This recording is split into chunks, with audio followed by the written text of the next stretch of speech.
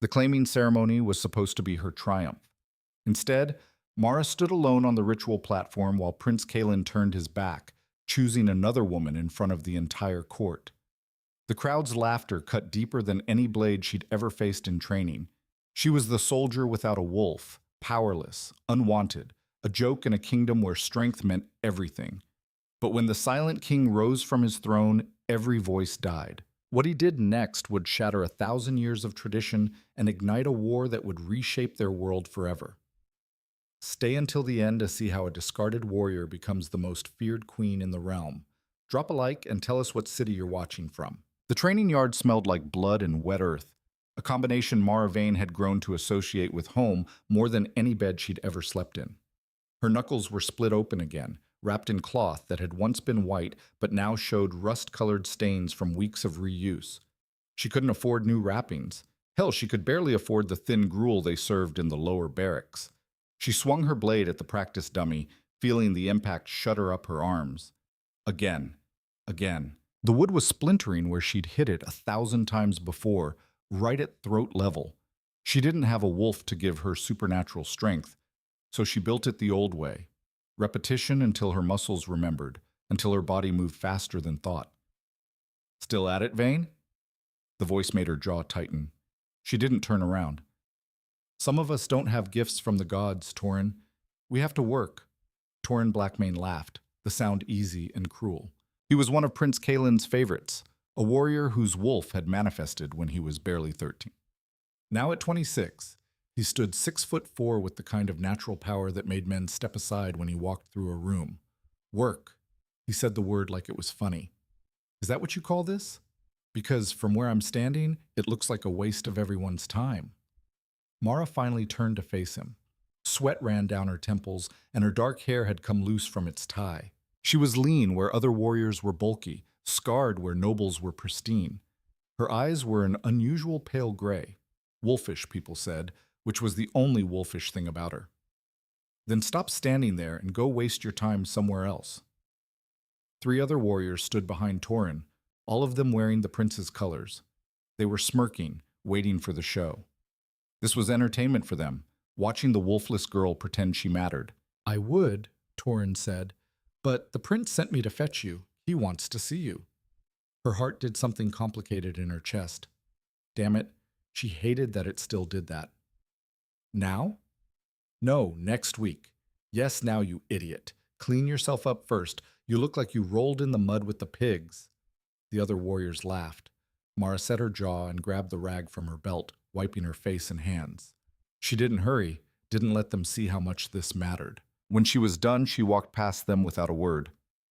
Good dog, one of them muttered behind her. She kept walking. Oh. The castle was divided into sections that might as well have been different countries.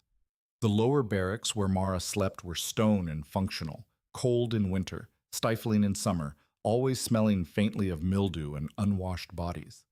The middle levels were better, where the merchant families and minor nobles lived in something approaching comfort. And then there was the upper castle, where the royal family and their court resided in a different world entirely. Mara had walked this path enough times to know every step, every turn. She knew which guards would sneer at her and which would pretend she didn't exist. She knew that the servants in the upper halls would pull their skirts aside when she passed, as if her lack of wolf blessing might be contagious. She'd learned to walk with her chin up and her shoulders back, as if she belonged there. It was a lie, but it was a lie she'd committed to completely. Prince Kalen's chambers were in the east wing, with windows that overlooked the city below. The door was already open when she arrived, and she could hear voices inside, his and a woman's laughter that made her stomach knot. She knocked anyway. Come in, Mara. His voice was warm, familiar. She stepped through the doorway and immediately wished she hadn't. The prince was sprawled in his chair near the fireplace, looking effortlessly handsome in a way that still made her pulse quicken after 2 years. Golden hair, strong jawline, blue eyes that seemed to see right through her defenses. He wore his shirt half open, relaxed and confident in his own space. Lady Isolde Thorne sat across from him, beautiful in the way that noble women were, perfectly dressed, perfectly positioned, perfectly aware of her own value. She looked at Mara the way someone might look at a servant who'd tracked mud on an expensive carpet. Mara. Kalen smiled at her. and damn him, it was a real smile. I'm glad you came. I wanted to talk to you about something important. Isolde's expression suggested she found this amusing. Should I come back later? Mara asked, hating how uncertain she sounded. No, no. Isolde was just leaving. Weren't you, Isolde? The noblewoman rose gracefully, smoothing her silk dress. Of course. Though we should finish our earlier conversation soon, Kaelin, there are arrangements to be made. She walked past Mara without acknowledging her, trailing expensive perfume and subtle condescension. When the door closed, Kaelin gestured to the chair Isolde had vacated. Sit, please. Mara sat, painfully aware of how out of place she looked in this room. Her training clothes were stained with sweat and dirt. Her hands were calloused and rough. She smelled like the practice yard. You wanted to see me? Kaelin leaned forward, elbows on his knees. The claiming ceremony is in 3 weeks. Her chest tightened. The claiming ceremony. The ritual where unmated wolves declared their chosen partners, where bonds were formed that would last a lifetime. It was the most important social event in the kingdom's calendar. I know. I want you there, Mara. With me. The words should have filled her with joy. Instead, they filled her with a sick kind of dread mixed with desperate hope. She'd been here before, dancing on the edge of promises that never quite materialized. As what? The question came out harder than she intended. He looked wounded. As my chosen, obviously. What else would I mean? You've never said it directly before. I'm saying it now. He reached across the space between them and took her hand. His touch was warm, gentle. I know it hasn't been easy for you here. I know people talk, that they judge you for not having a wolf. But I don't care about that. I never have. Mara wanted to believe him so badly it physically hurt. She'd loved him since she first arrived at the castle 3 years ago, sent by her village to serve in the military after her father died. Kaelin had been the first person to treat her like she mattered, to see past the stigma of her wolflessness. The court will fight this, she said quietly. My mother doesn't choose my mate, I do. His hand tightened on hers. I want it to be you, Mara. I've always wanted it to be you. She searched his face, looking for the lie, for the catch. She saw only sincerity in those blue eyes. Then why wait until now to tell me? He had the grace to look embarrassed. I needed to be sure, to handle the politics correctly. You know how these things work, timing matters. But I'm ready now. I want to claim you in front of the entire kingdom. I want everyone to know you're mine. The words wrapped around her like armor and chains at the same time. She wanted this. God, she wanted this so much. But something in her gut twisted with warning. What about Isolde? She seemed very comfortable here. Isolde is a political ally, nothing more. Her father controls the northern territories. We need their support. But that has nothing to do with you and me. He made it sound so simple. Maybe it was simple. Maybe she was overthinking this, letting her insecurities poison something good.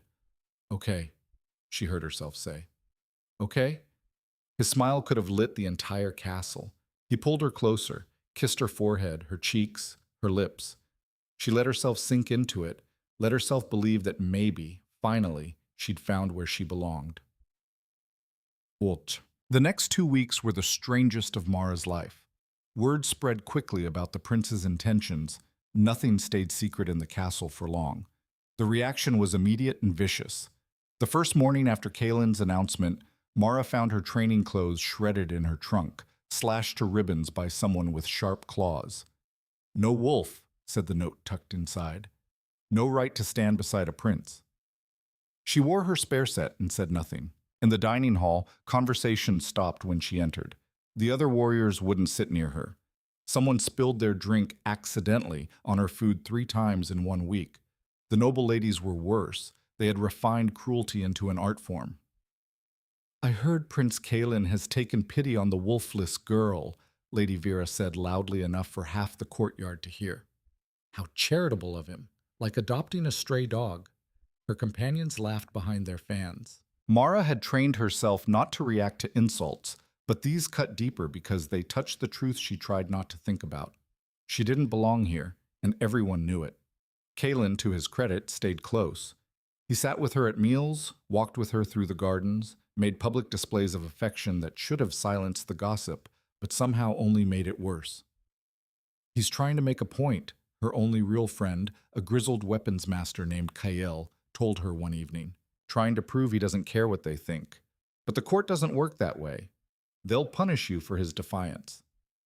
What am I supposed to do? Mara asked, too tired to hide her frustration. Tell him to leave me alone? Kael studied her with eyes that had seen too many battles. I'm saying watch yourself.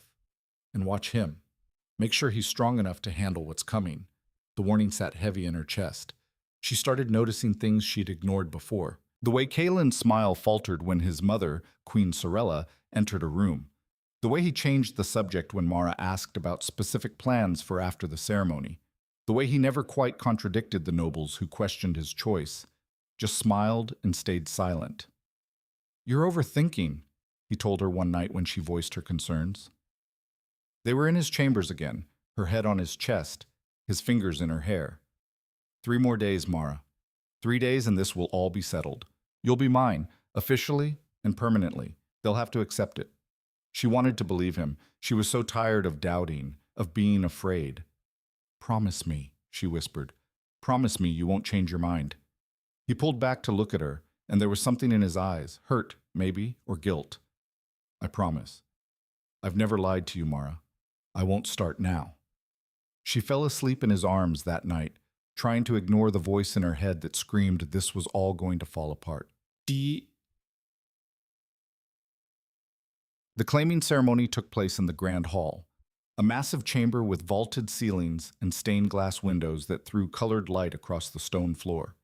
The entire court attended, nobility, warriors, merchants, anyone with enough status to receive an invitation. Mara stood in the preparation chamber with the other unmated women, feeling like an imposter among them. They were all daughters of noble houses, raised for this moment. They wore silk gowns in their family colors, jewels that caught the light, hair styled by servants who'd spent hours on each elaborate arrangement. Mara wore a simple dress in deep blue that Kaelin had sent to her chambers. It was beautiful, far nicer than anything she'd ever owned, but it couldn't hide what she was. Her hands were still calloused, her posture was still a soldier's, and she still, after 3 years in this castle, had no wolf. Nervous? She turns to find Isolde standing beside her, stunning in a gown of silver and white. Up close, the noble woman was even more beautiful. Sharp cheekbones, perfect skin, dark hair that fell in glossy waves down her back. Should I be? Mara asked. Isolde smiled, but it didn't reach her eyes. I suppose that depends on whether the prince keeps his word. He's been known to be impulsive, romantic. Sometimes those impulses don't survive contact with reality. Mara's stomach nodded. He gave me his word. Of course he did. I'm sure he meant it at the time. Isolde adjusted her necklace, a delicate thing that probably cost more than Mara would earn in a lifetime. But you should know. His mother has been quite vocal about her disapproval, and the council has made it clear they won't support a wolfless queen. There are expectations, you see. Bloodlines to consider. The future of the kingdom. Why are you telling me this? Because I'm not cruel enough to let you walk out there without knowing what you're facing. Isolde's expression was almost pitying. The prince cares for you, I'm sure, but caring isn't always enough when you're born to rule. Before Mara could respond, a bell chimed, the signal to enter the hall. Her heart was hammering so hard she thought it might crack her ribs. She joined the line of women filing through the doors, trying to breathe, trying to focus. The grand hall was packed. Hundreds of faces turned to watch as they entered. Mara had been in battles, had faced down warriors twice her size with nothing but a sword and determination. But this was different. This was a different kind of combat, and she had no weapons for it.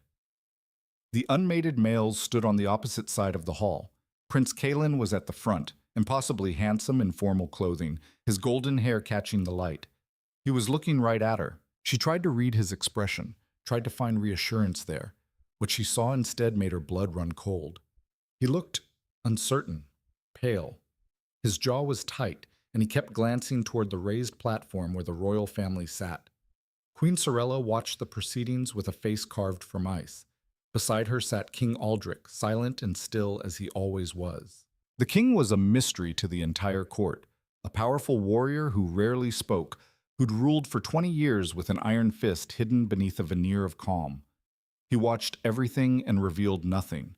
Right now, his dark eyes were fixed on Mara. The high priest stepped forward to begin the ceremony.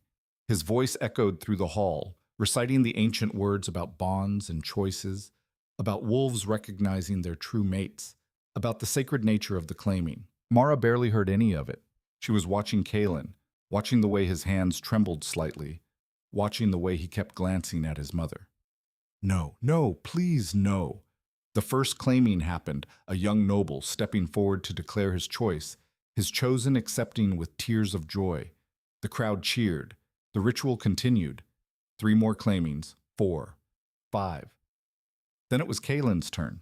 The hall went completely silent. Everyone knew what was supposed to happen. Everyone was waiting to see if the prince would really choose the wolfless soldier over every eligible noblewoman in the kingdom. Kalen stepped forward. His eyes found Mara's across the hall. She saw the apology there before he even opened his mouth. I claim... His voice cracked. He cleared his throat, started again. I claim Lady Isolde Thorne as my chosen mate. The world didn't end. That was the strange thing. Mara stood there, still breathing, still standing, while the floor dropped out from under her life. Isolde moved forward gracefully, accepting the claim with a practiced smile. The crowd erupted in applause, relieved, approving applause that told Mara everything she needed to know about what they'd thought of Kalen's supposed plans. She couldn't move, couldn't breathe. The other unmated women shifted away from her, creating space, isolating her. Someone laughed, then someone else. Within seconds, the laughter spread through the hall like wildfire. The wolfless girl had actually believed a prince would choose her. How pathetic. How delusional. Mara's vision tunneled. She was aware of the heat in her face, the way her hands had gone numb. Humiliation crashed over her in waves, each one worse than the last. She needed to leave, needed to get out of this hall before she shattered completely. She turned toward the door and found King Aldrich standing from his throne. The laughter died instantly. The king never participated in claiming ceremonies. He'd been mated to Queen Sorella for decades. There was no reason for him to move. He walked down the steps from the platform, each footfall echoing in the sudden silence. His presence was overwhelming, power that pressed against the air itself, making everyone in the hall instinctively straighten, pay attention. He walked past his son and Isolde without a glance, past the line of nobles, past the high priest. He walked directly to Mara. She stared up at him, unable to process what was happening. King Aldrich was tall, broad-shouldered, with dark hair touched with silver at the temples. His face was hard angles and sharp edges, handsome in a brutal way that had nothing to do with Kalen's soft prettiness. His eyes were black, unreadable, fixed on her with an intensity that made her feel transparent. I claim Mara Vane, he said, his voice cutting through the hall like a blade, as my chosen mate. The silence that followed was absolute. Shocked. Horrified. The king had a mate. The king was married. This broke every law, every tradition, every rule that governed their society. Queen Sorella stood slowly, her face white with fury. Aldrich, our bond has been dead for 15 years, the king said without looking at her. You know it. I know it. The entire court knows it.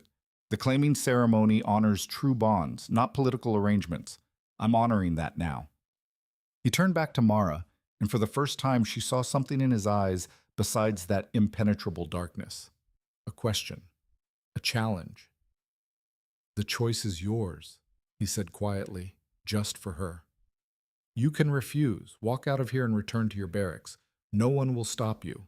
Or you can accept and face everything that comes with being chosen by a king who's breaking 1,000 years of tradition. Mara's mind reeled. This was insane, impossible. She didn't even know this man. He'd never spoken to her before in her entire life. But as she stood there, she became aware of the eyes on her. The court watching with a mixture of horror and glee, waiting to see the wolfless girl humiliated twice in one night. Kalen, pale and shocked, his arm around Isolde. The nobles who'd made her life hell for daring to hope she might be worthy of something more. And she realized something that cut through her shock like clean steel. She had nothing left to lose. I accept, she said, her voice carrying through the hall. The king's expression didn't change, but something flickered in his eyes. Approval, maybe, or recognition. He extended his hand. She took it, and the entire kingdom erupted into chaos.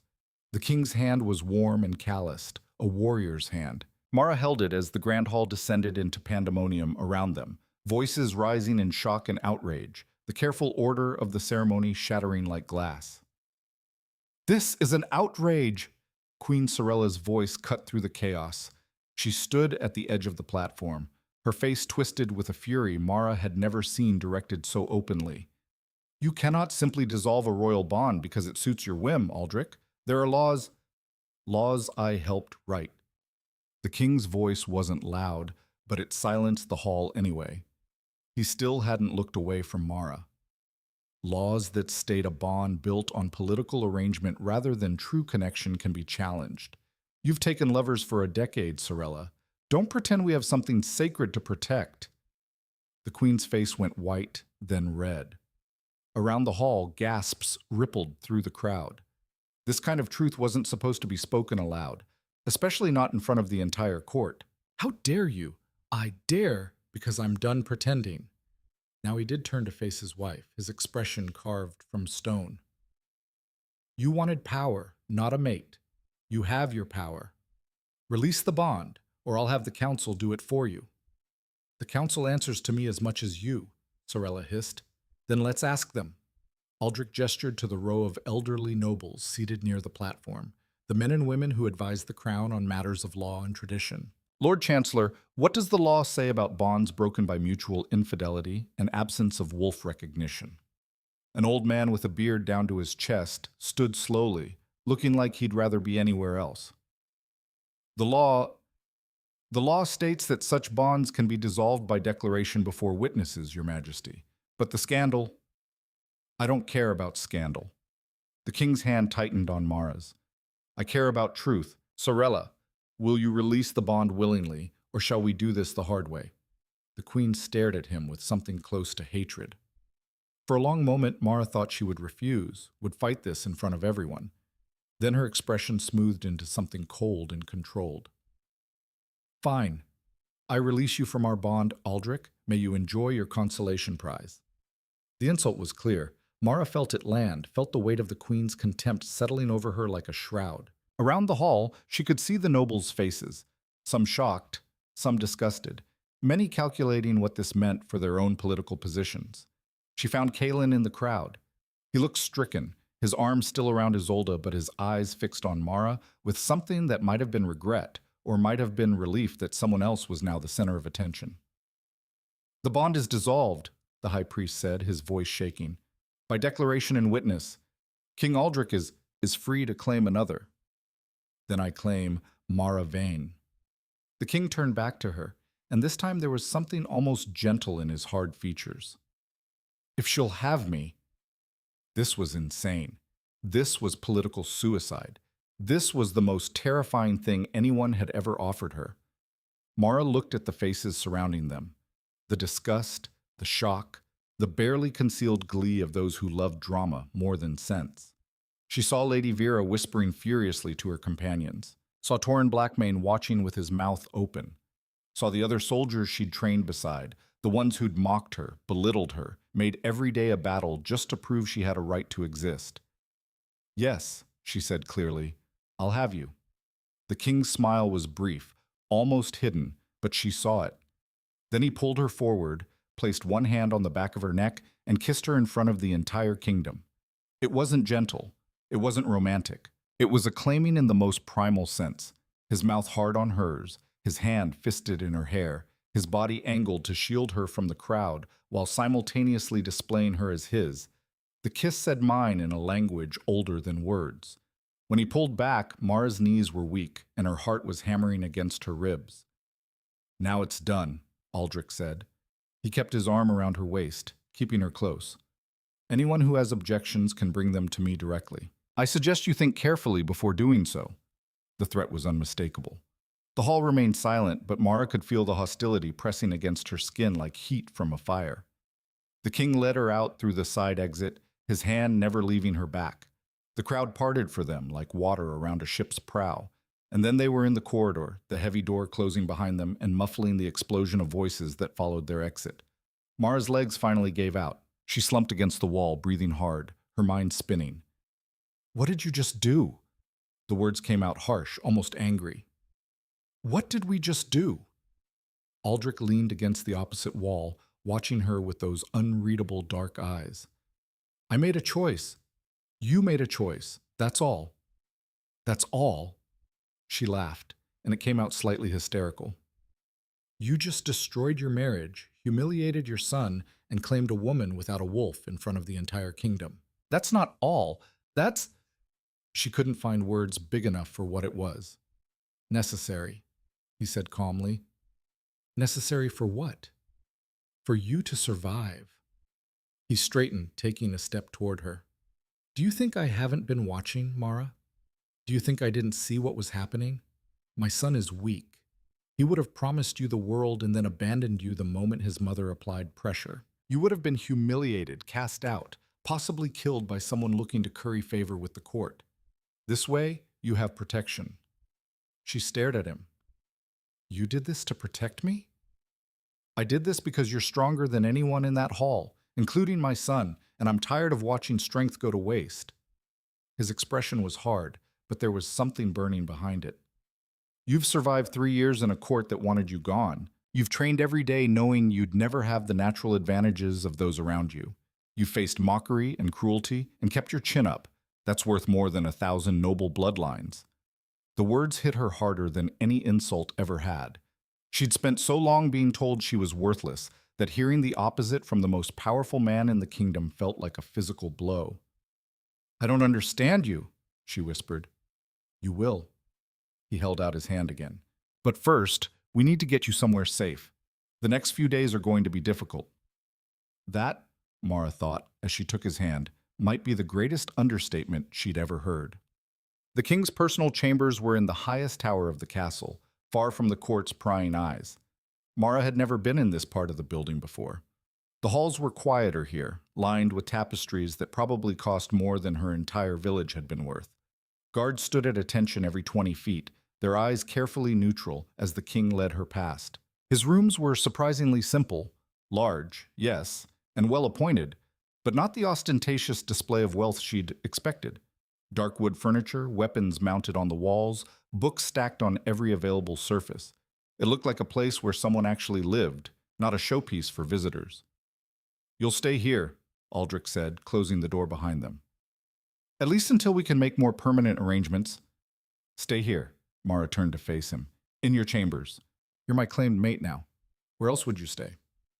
I don't know, maybe the nice cell where you keep your other political catastrophes. She was getting hysterical again and couldn't stop it. The reality of what had just happened was crashing down on her in waves. This is insane. You know this is insane, right? Sit down before you fall down. She sat, more because her legs gave her no choice than because he'd told her to. Aldrich poured something amber from a crystal decanter and handed it to her. She drank without thinking and immediately choked. Whatever it was burned like liquid fire all the way down. That's 50-year-old whiskey, he said with the faintest hint of amusement. You're supposed to sip it. Well, excuse me for not knowing the proper etiquette for drinking with the king who just claimed me in front of everyone to save me from his son's cowardice. She took another drink, more carefully this time. The burn was already warming her from the inside out, cutting through the shock. Aldrich sat across from her, studying her face. You're angry. Of course I'm angry. I'm angry at Kaelin for being a lying coward. I'm angry at myself for believing him. I'm angry at you for... She gestured helplessly. For this. Whatever this is. For giving you a way out? For making me your project. The words burst out before she could stop them. I don't need to be saved. I don't need someone to swoop in and rescue me like I'm some helpless... If you were helpless, I wouldn't have claimed you. His voice was sharp enough to cut through her spiral. I don't rescue people, Mara. I recognize assets when I see them. You're an asset that's been consistently undervalued. I'm correcting that. An asset. The word tasted bitter. Is that what I am to you? Something shifted in his expression. Right now, you're a woman who's had her world turned upside down and needs time to process. Tomorrow, we'll figure out what you actually are. But tonight, you're safe. That's all that matters. Safe. The word felt foreign. She'd been so many things in her life. Unwanted, mocked, desperate, determined, but safe had never been one of them. Why do you care? She asked quietly. You don't know me.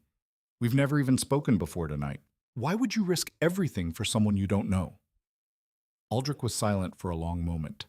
When he spoke, his voice was different, rougher, with an edge of something she couldn't identify.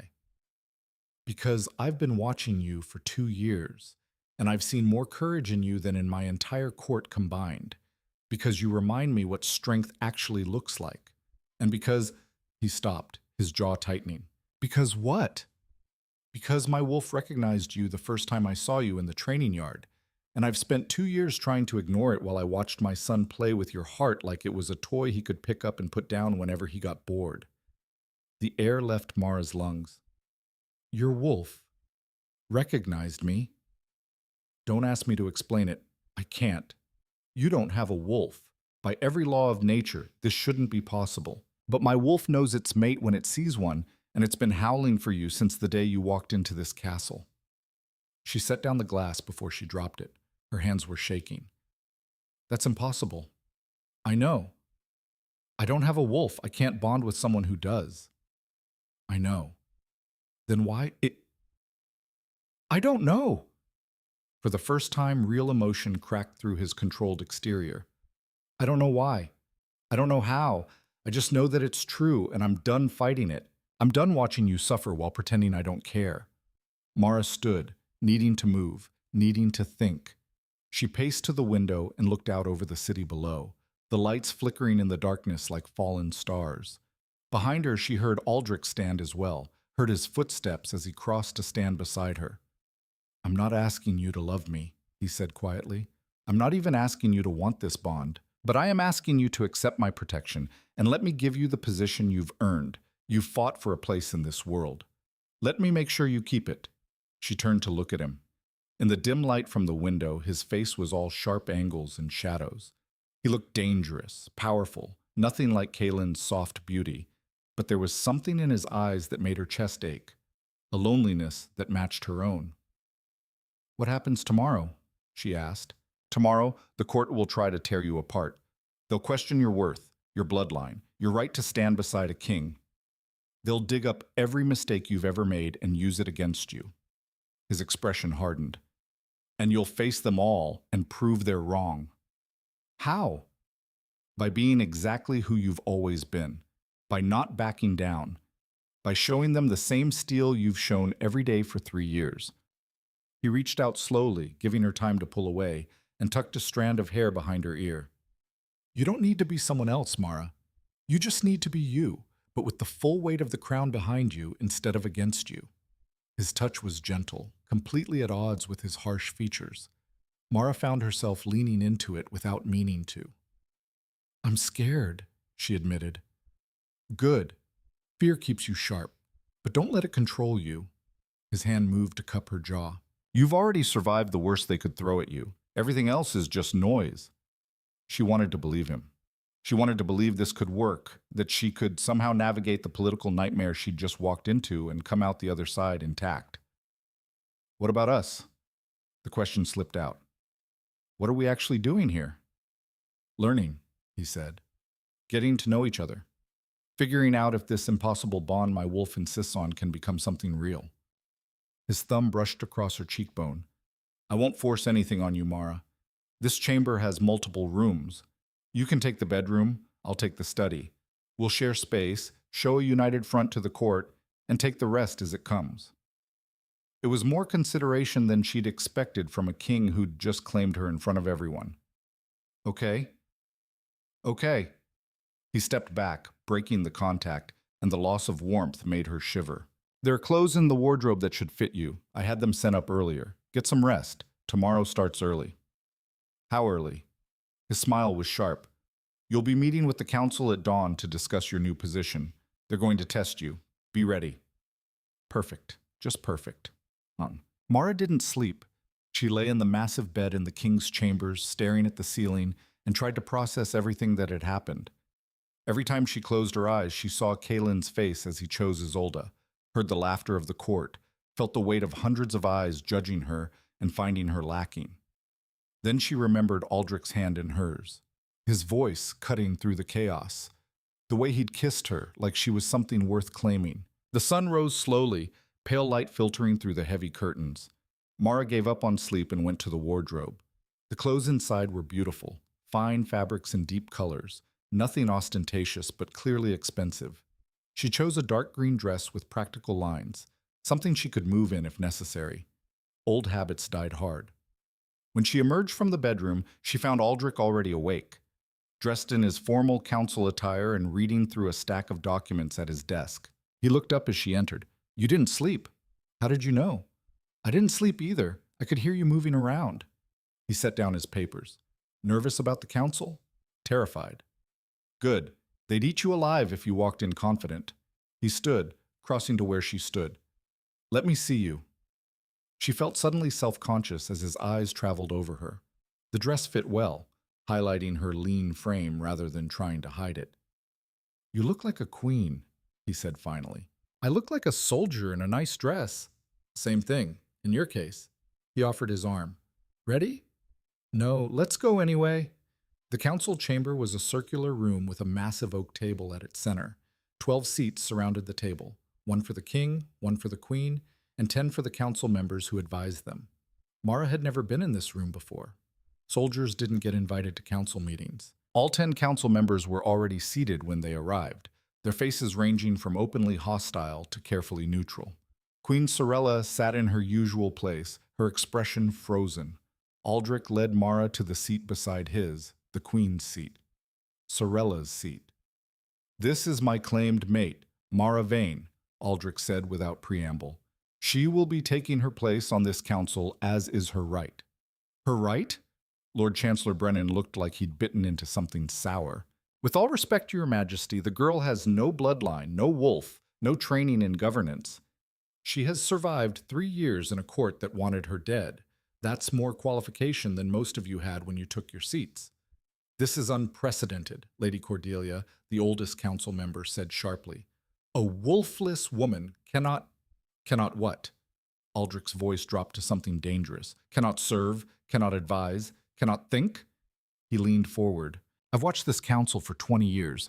Half of you earned your positions through birth, not merit. You want to question Mara's qualifications? Let's start by questioning yours." The silence that followed was thick with tension. "The claiming was legal," Aldrich continued. "The bond with Sorella was dissolved by mutual agreement in front of witnesses. Everything was done according to law and tradition. If you have actual legal objections, state them now. Otherwise, accept reality and move on." Mara sat perfectly still, trying to look calm while her heart tried to beat out of her chest. She could feel their eyes on her, measuring, judging. "Perhaps," Lord Various said slowly, "we should hear from the lady herself. After all, she'll need to prove she can contribute to these discussions if she's to keep this seat." It was a trap. They wanted her to speak so they could tear apart whatever she said. Aldrich started to respond, but Mara put a hand on his arm. "I can speak for myself." She stood facing the council directly.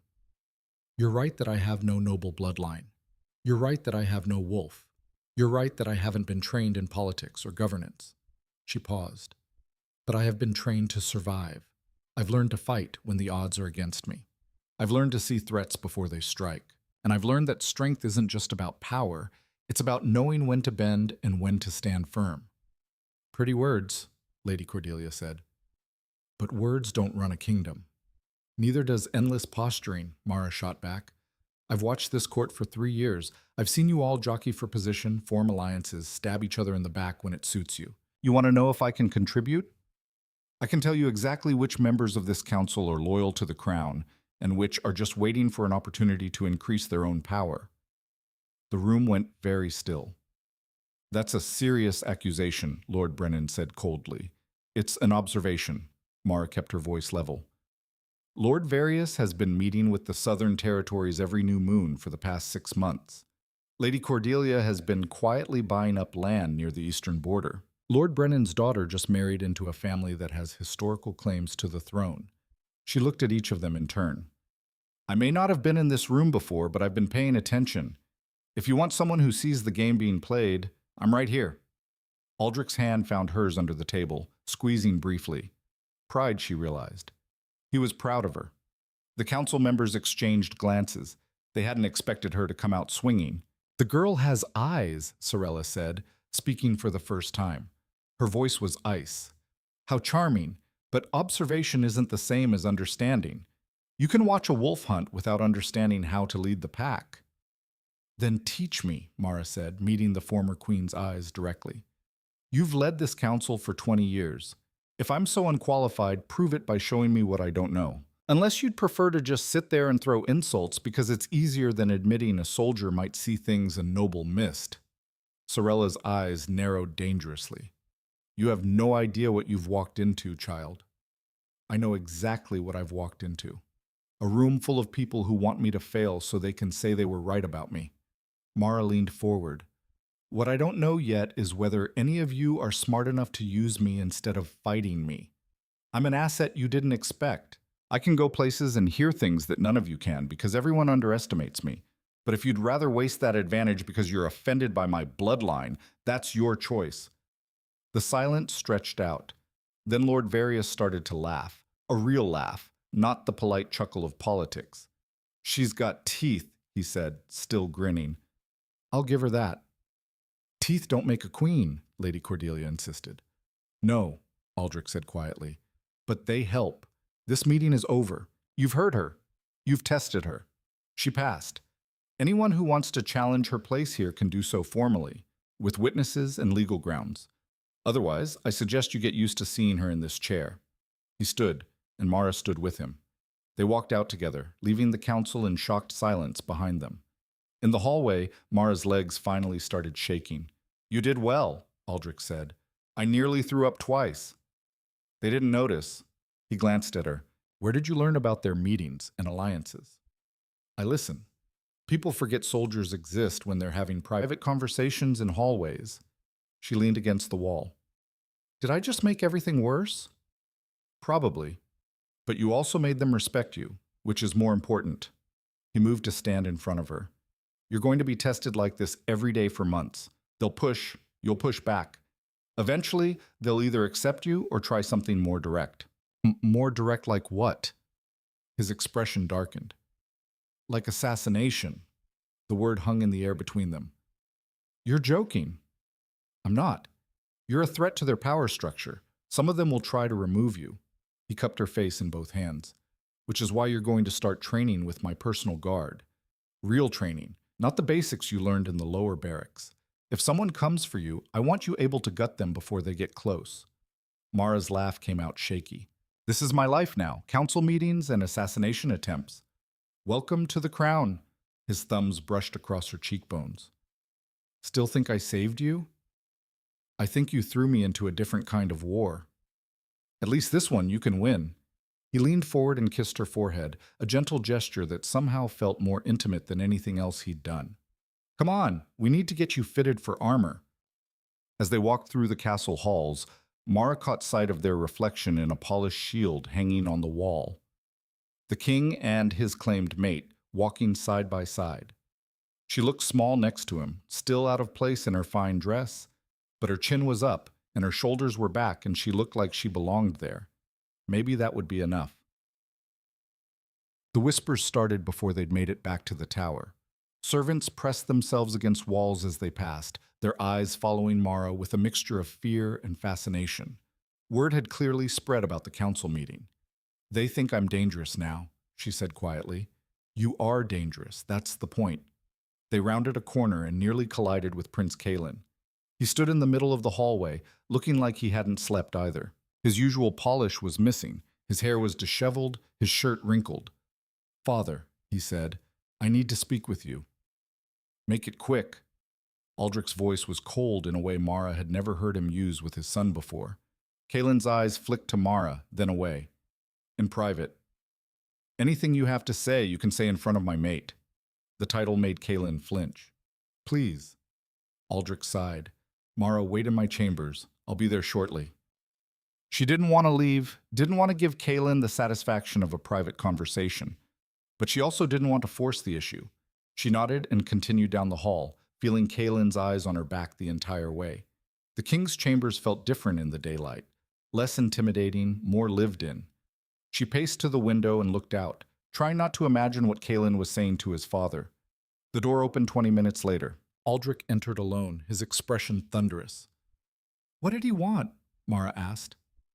"To apologize, to explain, to ask me to reconsider."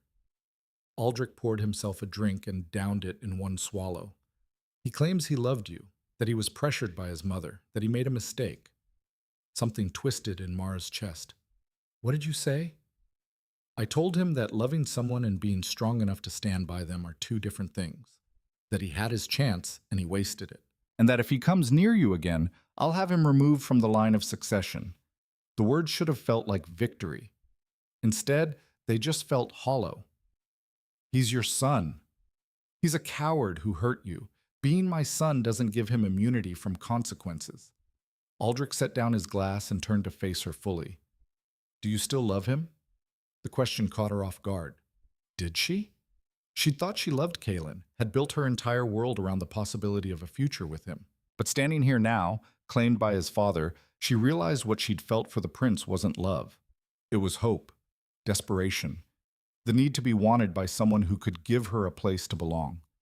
"No," she said, and realized it was true. "I don't think I ever really did. I loved the idea of him. The idea that someone like him could want someone like me." "He's an idiot," Aldrich said flatly, "and you're worth 10 of him." She crossed to where he stood. He watched her approach with careful eyes, not reaching for her, letting her come to him on her own terms. "Your wolf really recognized me?" she asked softly. "From the moment I saw you." "But that's impossible." "I know." His hand came up to rest against her waist. "I don't understand it either, but impossible doesn't mean untrue." Mara placed her palm against his chest, feeling the steady beat of his heart beneath her hand. This man had upended his entire life for her, had claimed her in front of the kingdom, divorced his wife, challenged his counsel, threatened his own son, all for a woman he barely knew. "What if this doesn't work?" she whispered. "What if I can't be what you need?" "Then we'll figure it out together." His other hand came up to tangle in her hair. "I'm not asking you to be perfect, Mara. I'm just asking you to try." She rose up on her toes and kissed him, not because he expected it, not because she had to, but because she wanted to. Because this terrifying, impossible man had seen her when everyone else looked through her. Because he'd given her a weapon when the world tried to make her a victim. The kiss was different from the claiming kiss in the hall. Slower, deeper. A question and an answer wrapped together. When they broke apart, both breathing hard, Aldrich rested his forehead against hers. "We're going to survive this," he said. "Promise?" "I promise." A knock at the door shattered the moment. Aldrich growled something that definitely wasn't appropriate for a king and went to answer it. A guard stood in the hallway, his face pale. "Your Majesty, there's been an incident." Mara's stomach dropped. "What kind of incident?" The guard's eyes flicked to her, then back to the king. "Someone tried to break into the ladies' old chambers in the lower barracks. They set a fire. The entire section is damaged." Aldrich's expression went deadly calm, the kind of calm that came right before violence. "Casualties?" "No, sire. The section was empty. Everyone knew she'd moved to your chambers." "So it was a message." Mara stepped forward. "Someone showing me what they think of my new position." "Someone who's about to learn what happens when you threaten what's mine," Aldrich said, his voice dropping to something that wasn't quite human. His wolf was close to the surface, she realized. Dangerously close. He turned to the guard. "Lock down the castle. No one enters or leaves without my explicit permission. I want every person who was near the lower barracks in the last 4 hours questioned, and I want the guard doubled around my chambers." "Yes, sire." The guard left. Aldrich closed the door and turned back to Mara. "This is going to get worse before it gets better," he said. "I know. They're going to come for you in ways you can't predict." "I know." "And you're still willing to do this?" Mara thought about the girl she'd been yesterday morning, desperate for approval, clinging to a prince who would never choose her, believing she had to beg for scraps of worth from people who would never see her value. That girl was gone. The woman standing here now had been claimed by a king, had faced down a council, and had survived the first shot fired in a war she hadn't asked for, but wouldn't run from. "I'm still willing," she said. Aldrich pulled her against him, his arms wrapping around her like steel bands. "Then we fight, together." Outside the tower windows, smoke rose from the lower barracks, a warning and a declaration of war. Mara watched it climb toward the sky and felt something fierce and cold settle in her chest. They wanted to burn her out? Fine. She'd burn them first. The fire in the lower barracks burned for 3 hours before they could contain it. Mara watched from the tower window as smoke turned the afternoon sky gray, her reflection ghostly in the glass. Behind her, Aldrich was giving orders to his guard captain, low, clipped commands that carried the weight of barely restrained violence. "Whoever did this knew the section would be empty," she said without turning around. "They wanted to send a message, not commit murder." "Not yet." Aldrich's voice was rough. "Next time they might not be so careful." She turned to face him. The king looked different now. Harder. Older. The control he usually wore like armor had cracked enough to show the wolf underneath. His eyes had gone almost black, and she could see the tension in his shoulders, the way his hands kept flexing like he wanted to rip something apart. "How long before they come directly for me?" "Days, maybe hours." He crossed to her, moving with a predator's grace. "I want you to start carrying a blade, everywhere, even in the castle. That's against protocol for anyone not in the guard. You're the king's mate. You make your own protocol now." He pulled a knife from his belt, sleek, deadly, the handle worn smooth from use. "Take it, learn it, use it if you have to." The weight of the blade in her hand was familiar, comforting. She'd trained with weapons her whole life, but always practiced weapons, always under supervision. This was different. This was permission to defend herself by any means necessary. "Thank you," she said quietly. A knock interrupted whatever he was about to say. The guard captain entered, his face grim. "We questioned everyone near the lower barracks, Your Majesty. Most have alibis, but 3 servants are unaccounted for during the time of the fire, and one of them—" He hesitated. "Spit it out, Marcus." "One of them is employed by Lady Isolde Thorne." The silence that followed was dangerous. Mara felt something cold settle in her stomach. Isolde, the woman Kaelin had chosen. The woman who now wore the title that should have been Mara's in another life. "Bring the servant to the dungeon," Aldrich said. "I'll question them myself." "My lord, if I may, perhaps it would be better to let the interrogators—" "I said I'll handle it." The king's voice dropped to a growl that made the guard captain take a step back. "Anyone connected to this attack answers to me directly. Understood?" "Yes, sire." After Marcus left, Mara touched Aldrich's arm. "Let me come with you." "No." "Why not? If this is about me, I should be there." He turned to look at her fully, and the wolf in his eyes made her breath catch. "Because when I interrogate people who threaten what's mine, I'm not civilized about it. And I don't want you to see that part of me yet. I'm not fragile. I know. But I am, when it comes to you." He cupped her face in his hands. "Give me this. Let me handle the brutal parts while you stay safe." She wanted to argue, wanted to insist on facing this head on, but she also saw the truth in his eyes. He needed to do this, needed to protect her in the most primal way possible. Denying him that would hurt him more than any physical wound. "Fine, but I want to know everything you learn." "You will. I promise." He kissed her forehead, then her mouth, quick and hard. "Stay in these chambers. Don't answer the door for anyone but me or Marcus, and keep that knife where you can reach it." Then he was gone, and she was alone with the smoke-stained sky and her racing thoughts. Ultra. Mara lasted exactly 20 minutes before the walls started closing in. She'd spent 3 years living in cramped barracks, sharing space with a dozen other soldiers, never having a moment of true privacy. The king's chambers were luxurious, spacious, everything she'd never had, and they felt like a prison. She needed to move, to train, to do something other than stand here waiting for someone else to handle her problems. The training yard would be too public, too many eyes. But there was a smaller practice room on the 3rd level, one the elite guards used. She'd snuck in there a few times before, when the castle was quiet and no one was watching. She changed into training clothes, pants and a tunic that allowed freedom of movement, strapped the knife to her thigh, pulled her hair back tight. If someone wanted to try something while Aldrich was gone, let them. She was done being a target. The corridors were quieter than usual, servants moving quickly with their heads down. News of the fire had spread, and with it, the understanding that the castle was on edge. When the king's wolf was close to the surface, everyone with sense made themselves scarce. Mara made it to the practice room without incident. It was empty, as she'd hoped. Racks of weapons along the walls, practice dummies, padded mats on the floor. She selected a staff, feeling the weight of it in her hands, and began the form she'd drilled into muscle memory over years of training. Strike, block, spin, thrust. Her body remembered, even if her mind was elsewhere. Sweat began to bead on her forehead, her breathing evening out into the rhythm of combat. This she understood. This made sense in a way politics and council meetings never would. You favor your left side. She spun, staff raised, heart hammering. Isolde Thorne stood in the doorway, elegant even in her concern, her dark hair perfect, her dress immaculate. The last person Mara wanted to see. What do you want?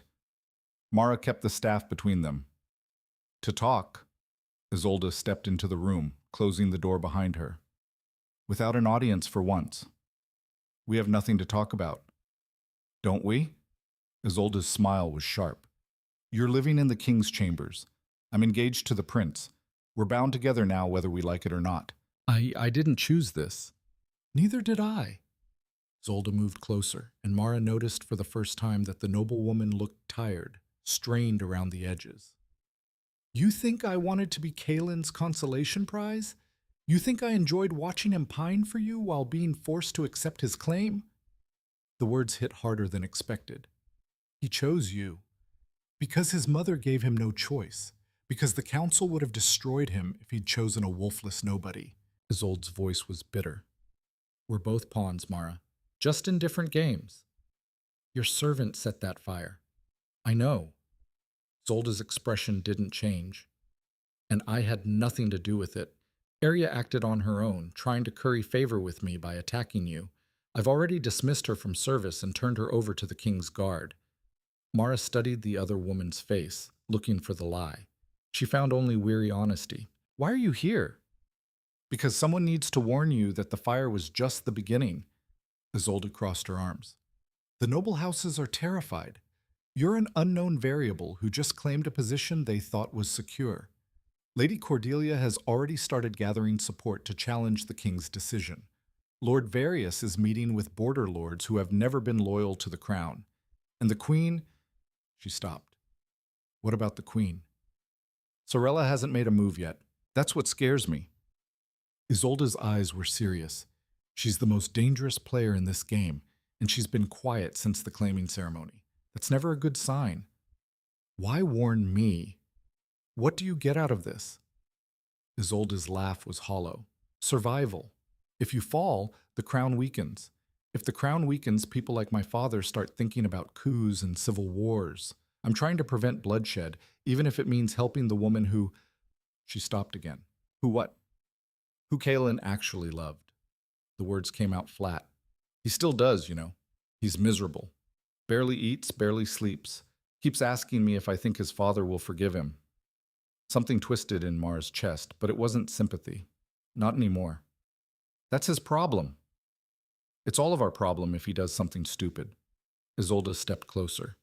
Look, I'm not asking us to be friends. I'm asking you to be smart. Watch your back. Trust no one, not even the servants. And for the love of everything, start training with the Royal Guard. You're good with that staff, but good isn't enough when someone comes for you with real intent to kill. Before Mara could respond, the door slammed open. Aldrich stood in the doorway, and the temperature in the room seemed to drop 10 degrees. His eyes locked on Isolde, and the wolf in them was very close to the surface.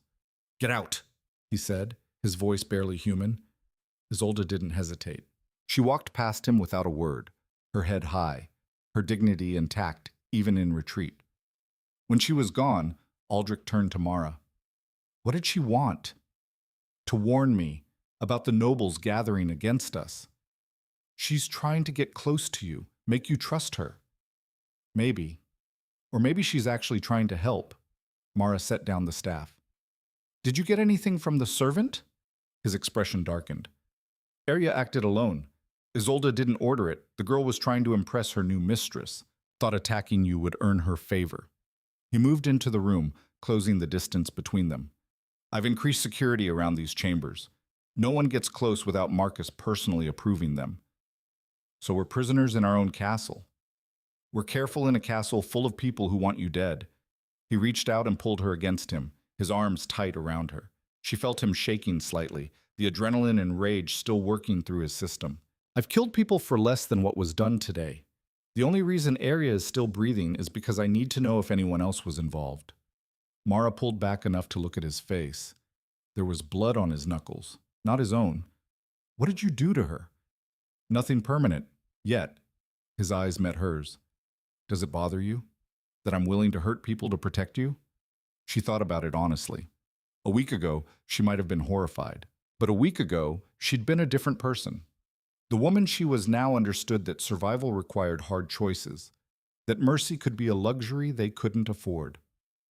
No, she said, it doesn't bother me. Something in his expression shifted. Relief, maybe, or approval. He kissed her, and this time there was nothing gentle about it. It was possession and promise, claim and challenge. When they broke apart, both of them were breathing hard. I need to tell you something, he said roughly. Something I should have mentioned before. What? The bond between us. It's not normal, you know that. But there's more.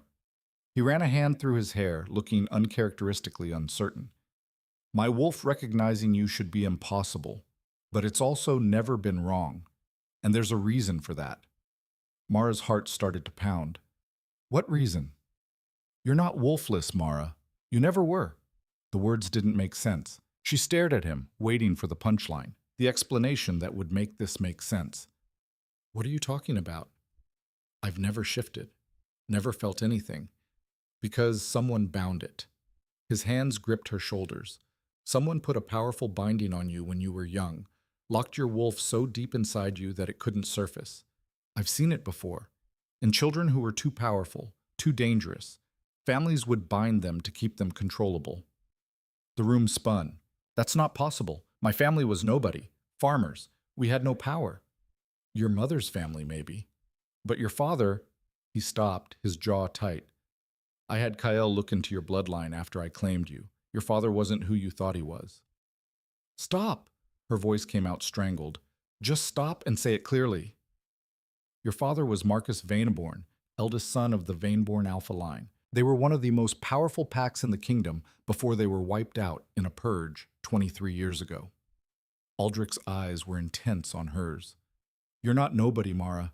You're the last surviving heir of a bloodline that was destroyed because it threatened the throne. The world tilted. Mara pulled away from him, stumbling back until she hit the wall.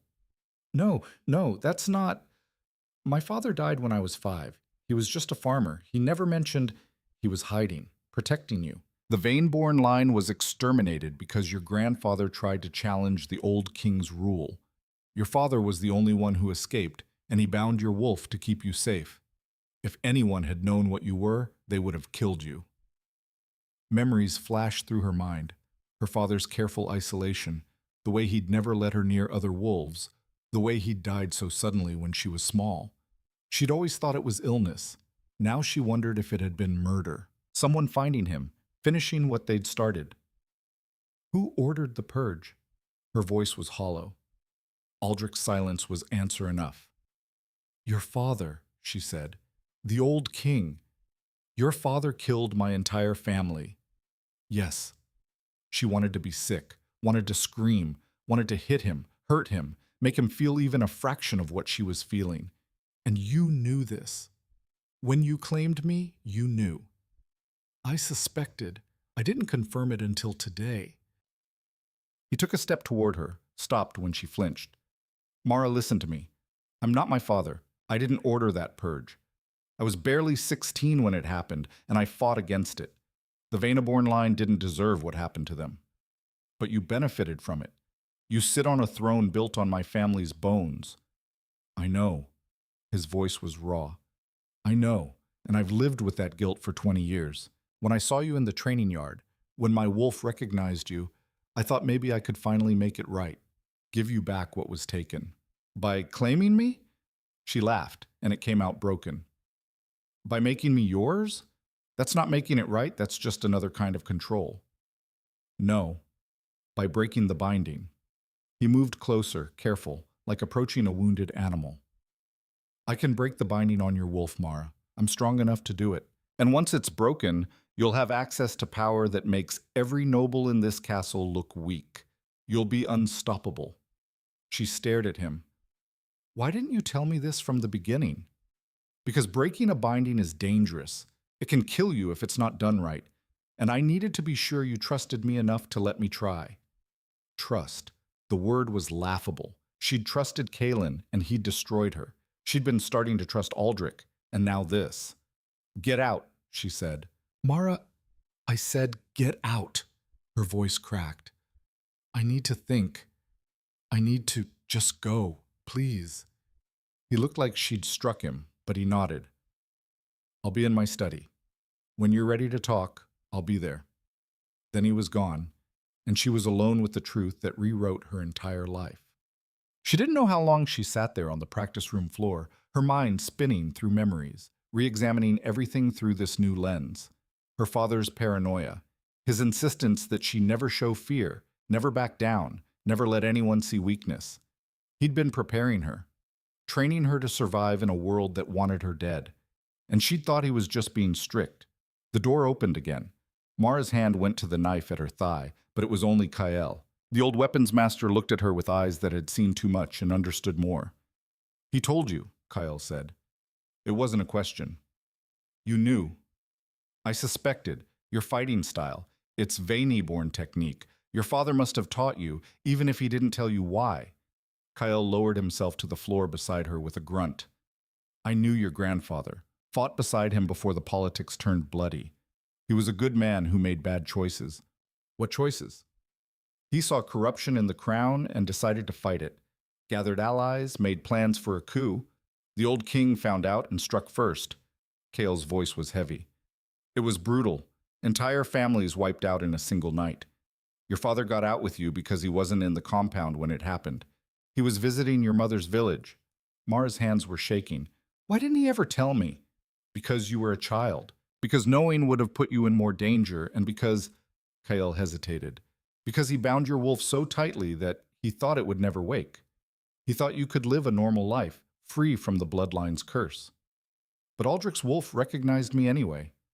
The bond doesn't care about bindings. It sees what's true underneath. Kael studied her face.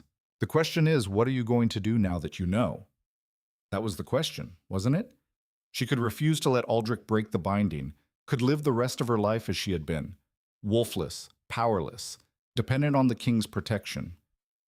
Safe, maybe, but never truly free. Or she could take the risk. Let him break the binding and see what she really was underneath the locks her father had put in place. If the binding is broken, she said slowly, and I survive, what happens then?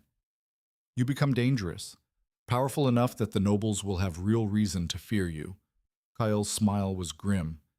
You might even be powerful enough to take the throne yourself, if you wanted it. The thought sent a chill through her. I don't want the throne. Maybe not now, but power has a way of changing what you want. He pushed himself to his feet. Talk to the king, hear what he has to say, then decide. After he left, Mara sat in silence for another hour, turning the decision over in her mind. Every instinct screamed at her to refuse, to keep herself locked away where she was safe. But safety had never been her goal. Survival had, and survival required power. She stood, brushed off her clothes, and headed for the king's study. Aldrich was staring at a map when she entered, his shoulders tense, a glass of something amber in his hand. He looked up when she came in, and the hope in his eyes was almost painful. I want to know everything, Mara said. Every detail about the binding, about what breaking it will do, about the risks. No more secrets. He set down his glass. Sit. This is going to take a while. For the next 2 hours, he explained. The Vaneborn line had been known for producing wolves of exceptional strength, alphas who could command entire packs, whose power grew with age instead of plateauing. Her grandfather had been able to force submission from wolves miles away just by willing it. Her father had reportedly been even stronger before he went into hiding. The binding your father used was military grade, Aldrich said, designed to completely suppress the wolf, bury it so deep that even you couldn't feel it. But bindings like that don't just lock away power, they lock away part of your soul. That's why you've always felt incomplete. She had. She'd never been able to articulate it, but there had always been something missing, some hollow space inside her that no amount of training or determination could fill. Breaking it is dangerous because all that power will come flooding back at once, he continued. Your body hasn't grown with your wolf, hasn't learned to handle that kind of strength. The shock could kill you, or it could drive you mad temporarily while your mind adjusts. Temporarily? Days, maybe a week. You'd be volatile, dangerous. You'd need to be restrained for your own safety and everyone else's. And you're willing to risk that? His eyes met hers, dark and serious. I'm willing to risk anything to give you back what was stolen from you, but only if you want it. This is your choice, Mara, not mine. She stood, pacing to the window. Outside, the sun was setting, painting the sky in shades of blood and gold. Somewhere in the castle, nobles were plotting against her. The queen was waiting for her moment to strike. The court watched her every move, waiting for her to fail. And she was so tired of being the victim, of being the girl without a wolf, the soldier without power, the woman who survived on scraps and determination alone. Do it, she said. Mara, I said do it. She turned to face him. I'm tired of being weak, tired of needing protection. If there's a chance I can be strong enough to stand on my own, I'm taking it. Aldrich stood slowly. Once I start, there's no going back. Are you absolutely sure? Yes. He crossed to her, taking her face in his hands. This is going to hurt, more than anything you've ever felt. I've survived worse. His smile was sad and proud at the same time. You really have, haven't you? He kissed her, gentle this time, almost reverent. We'll do it at dawn. I'll need to prepare, gather the right herbs to help manage the pain, and I'll need Marcus to help restrain you if things go wrong. Will they go wrong? I don't know. I've never broken a binding this old or this strong. His honesty was terrifying and somehow comforting at the same time. But I swear on everything I am, I'll do everything I can to keep you safe through it. She nodded, not trusting her voice. That night, she barely slept. Every time she closed her eyes, she saw her father's face, heard his voice teaching her to fight, to survive. Had he known this day would come? Had he hoped she'd never need to access the power he'd locked away, or had he always known she'd eventually have to become what she was born to be? When dawn broke gray and cold, she rose and dressed in simple clothes, nothing that would restrict movement if her body started to change in unexpected ways. Aldrich was already awake, preparing the ritual circle in the center of his chambers. Chalk marks on the floor, candles at precise intervals, bowls of herbs that smelled sharp and medicinal. Marcus arrived with chains, silver, blessed, strong enough to hold a raging alpha. The sight of them made her stomach turn, but she understood the necessity. Ready? Aldrich asked. No, she wasn't ready. She was terrified, but she was also done being afraid. Yes. She knelt in the center of the circle. Marcus attached the chains to her wrists and ankles, securing them to iron rings embedded in the floor. The metal was cold against her skin. Aldrich knelt in front of her, his hands gentle as they touched her temples. Look at me, Mara. Stay focused on my voice. No matter what happens, no matter what you feel, hold on to my voice. Okay.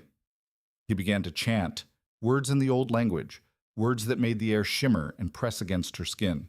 Power gathered in the room, thick and suffocating. Mara's breath came faster. Then his power drove into her like a spear. Pain exploded through her entire body. It felt like every bone was breaking, every muscle tearing, every nerve catching fire. She screamed, couldn't stop screaming, her body convulsing against the chains.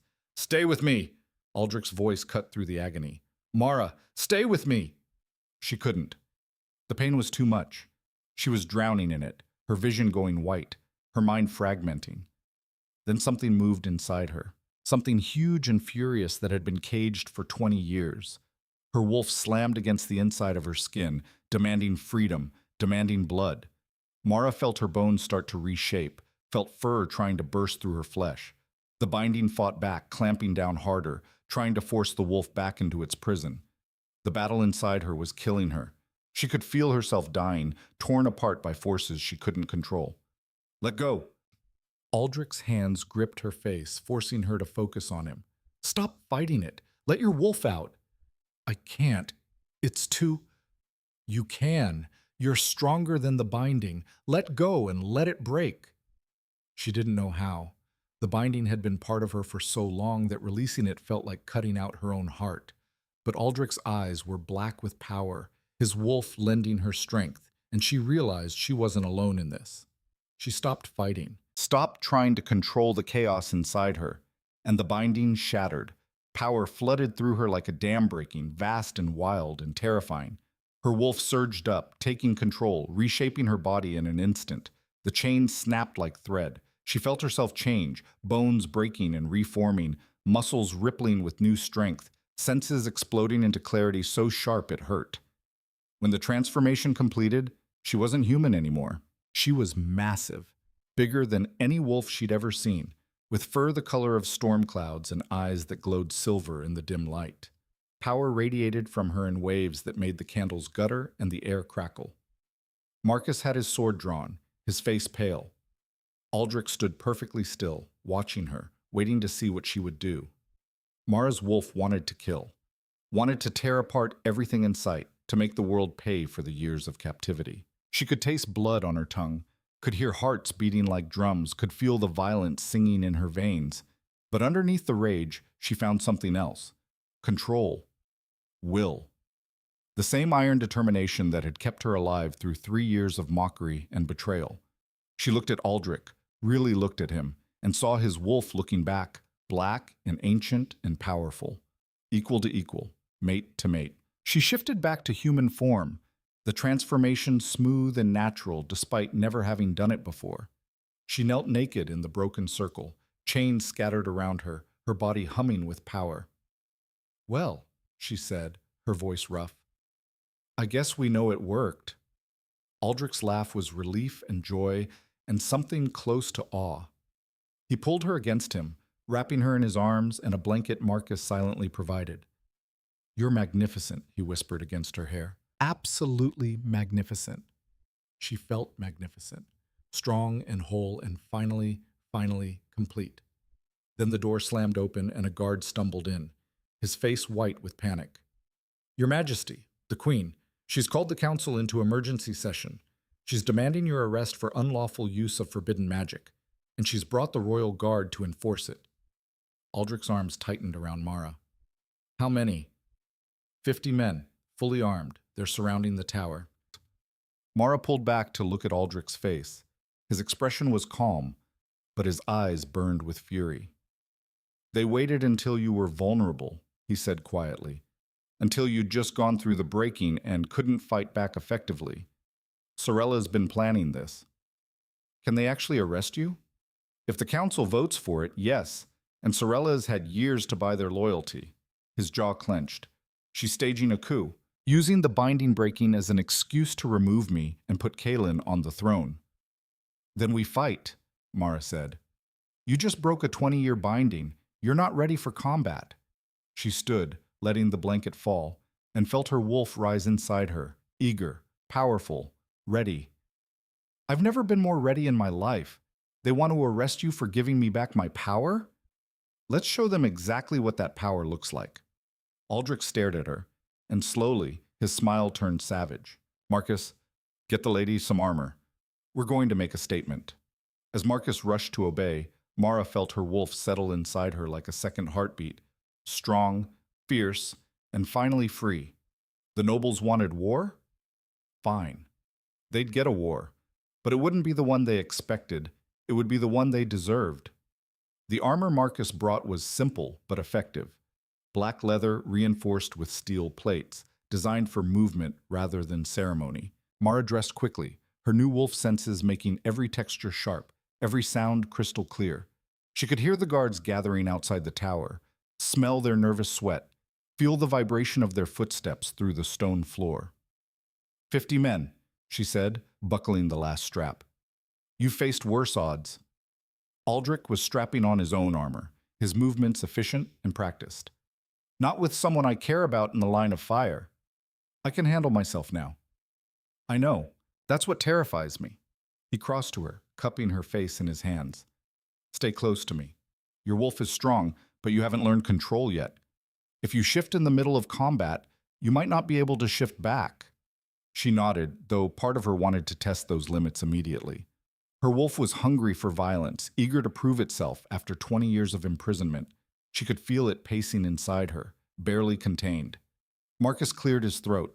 Your Majesty, the council is assembling in the Grand Hall. Lady Sorella has declared this a matter of kingdom security. If we don't respond soon, we'll respond. On our terms. Aldrich picked up his sword, the blade singing as he drew it from its sheath. How many of the guard are loyal to me? Maybe 20. The rest answer to the council, and the council answers to whoever pays them best. So we're outnumbered 2-1. 3-1 if you count the nobles who'll side with Sorella. Marcus looked grim. This is a trap, sire. She wants you to fight, wants you to look like a tyrant using force against lawful authority.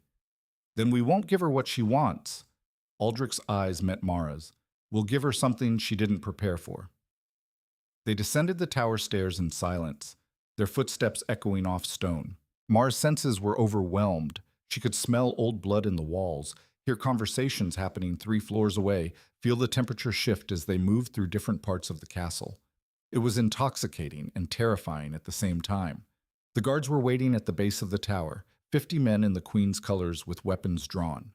At their head stood Commander Thrace, a grizzled veteran whose loyalty had always been questionable. King Aldrich, Thrace said, his voice formal and cold. You are hereby ordered to appear before the Emergency Council to answer charges of illegal magic use and endangerment of the realm. Surrender your weapons and submit to custody. On whose authority? Aldrich's voice was calm, almost bored. The council's. By unanimous vote. Impossible. I sit on the council. There's no unanimous vote without me. Thrace's jaw tightened. The council voted to suspend your seat pending investigation of these charges. Convenient. Aldrich shifted his weight, a small movement that somehow made every guard tense. And if I refuse, then we're authorized to use force. Mara felt her wolf surge forward, ready to fight. She pushed it down with effort, keeping her breathing steady. Not yet. Not until it was necessary. Aldrich seemed to consider this. Then he smiled, and it was the most dangerous expression Mara had ever seen on his face. Tell Sorella I'll meet with the council, but not as a prisoner. He gestured to Mara. My mate and I will walk to the Grand Hall under our own power, with our own weapons. Any man who tries to stop us will answer to my wolf. Clear? Thrace looked uncertain for the first time. Behind him, guards exchanged nervous glances. The king's reputation as a warrior was well earned, and his wolf was legendary. Even 50 men might not be enough if he decided to fight. Those aren't the terms. Those are my terms. Take them to your mistress and see what she says. For a long moment, no one moved. Then Thrace nodded sharply and signaled for his men to part. They created a corridor leading toward the Grand Hall, weapons still drawn but no longer actively threatening. Aldrich took Mara's hand and they walked through the gap, heads high, showing no fear. The guards watched them pass with a mixture of respect and terror. Mara could feel their eyes on her, could hear whispers starting. Did you see her? She's different. What happened to her? Let them wonder. Let them fear. The Grand Hall doors stood open, revealing the assembled council and half the noble families in the kingdom. They'd gathered quickly, which meant Sorella had planned this well in advance. Probably had messengers ready to send the moment the binding broke. The council sat at their table, faces grave and determined. Sorella stood at the head, looking triumphant in a way that made Mara want to rip her throat out. Beside her stood Kaelin, pale and miserable, and Isolde, her expression carefully neutral. The nobles filled the gallery, hundreds of them, all dressed in their formal attire. This wasn't just a council meeting, it was a spectacle. A show trial designed to break Aldrich's authority and cement Sorella's power. King Aldrich, Lord Chancellor Brennan intoned. You stand accused of practicing forbidden magic, specifically the breaking of a lawful binding placed for the protection of the kingdom. How do you answer? Aldrich stepped forward, still holding Mara's hand. I answer that I broke no law. The binding in question was placed 23 years ago by Marcus Veneborn on his own daughter. It was his right as her father. Breaking it was my right as her mate. Gasps rippled through the hall. The Veneborn name still carried weight, even after 2 decades. The Veneborn line was exterminated for treason, Sorella said, her voice sharp. Any surviving member should have been executed, not claimed by the king. The Veneborn line was exterminated based on fabricated evidence of a coup that never materialized, Aldrich shot back. My father slaughtered innocents because he was paranoid and power-hungry. I won't continue his crimes. You admit that this woman is descended from traitors. I admit that she's descended from wolves who dared to question corruption. That doesn't make them traitors. It makes them courageous. Mara squeezed his hand, drawing strength from his defense of her family. Around the hall, she saw nobles whispering, calculating. This was new information to many of them. Lord Various stood. The law is clear. Bloodlines declared traitor cannot hold positions of power. If Lady Mara is indeed Veneborn, she cannot be the king's mate. That law was written by my father to justify genocide, Aldrich said. I'm revoking it as of now. You can't simply revoke laws because they're inconvenient. I can when they're unjust. That's what being king means. His voice dropped to something dangerous. Unless you'd like to challenge my authority directly, Lord Various? Various sat down quickly. Sorella stepped forward. This isn't just about bloodlines. You use forbidden magic to break a binding that has stood for decades. Such magic requires blood sacrifice, dark rituals. It requires power and will, Aldrich interrupted. Nothing more. I spilled no blood but my own energy. There was no dark ritual, no sacrifice. I simply broke a lock that never should have been placed. You endanger the entire kingdom by unleashing an unknown power. I freed a woman from a prison she didn't deserve. He pulled Mara forward, presenting her to the council. Look at her. Does she look dangerous to you? Every eye in the hall fixed on Mara. She stood tall, meeting their stares without flinching. Let them look. Let them judge. She was done caring what they thought. Then Lady Cordelia spoke, her ancient voice cutting through the murmurs. Let the girl speak for herself. If she's truly Veneborn, if she truly has a wolf now, let her prove it. Let her show us what the king's recklessness has unleashed. It was another trap. They wanted her to shift, wanted to see her lose control, wanted evidence that she was dangerous and wild. If she refused, they'd call her weak. If she shifted and couldn't control it, they'd call her a threat. Mara felt Aldrich tense beside her, ready to refuse on her behalf, but she stepped forward before he could speak. You want proof? Her voice carried through the hall. Fine. But know this, I didn't ask for this power. I didn't ask to be born into a bloodline that your paranoia destroyed. I've spent 3 years in this castle being mocked for being wolfless, and now you want to punish me for having what you all take for granted? We want to see what you are, Sorella said coldly. Show us your wolf, or admit the king's claim is a lie. Mara looked at Aldrich. He shook his head slightly, warning her not to give them what they wanted. But she was tired of playing their games, tired of being careful.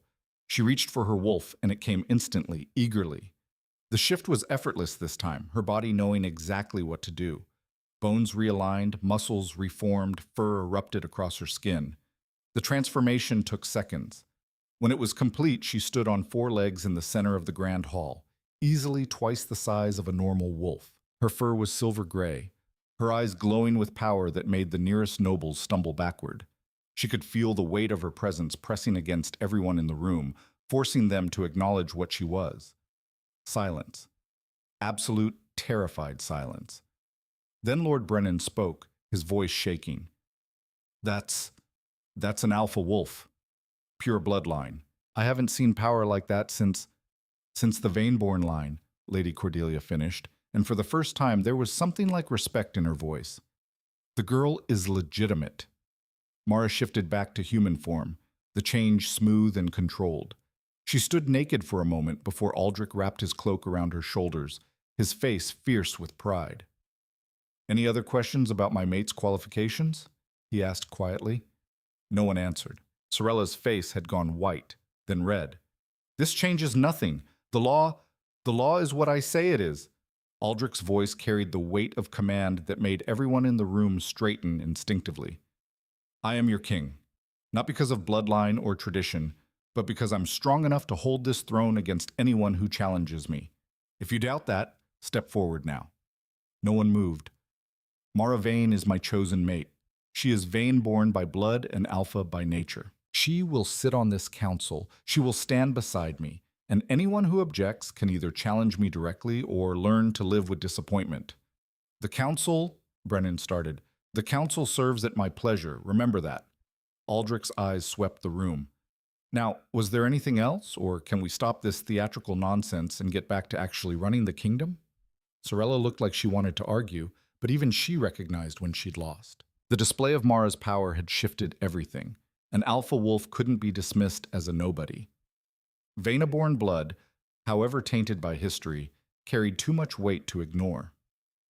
This isn't over, the former queen said quietly. No, Aldrich agreed. It's not. But the next time you try something like this, make sure you have enough power to back it up. Because mine just doubled.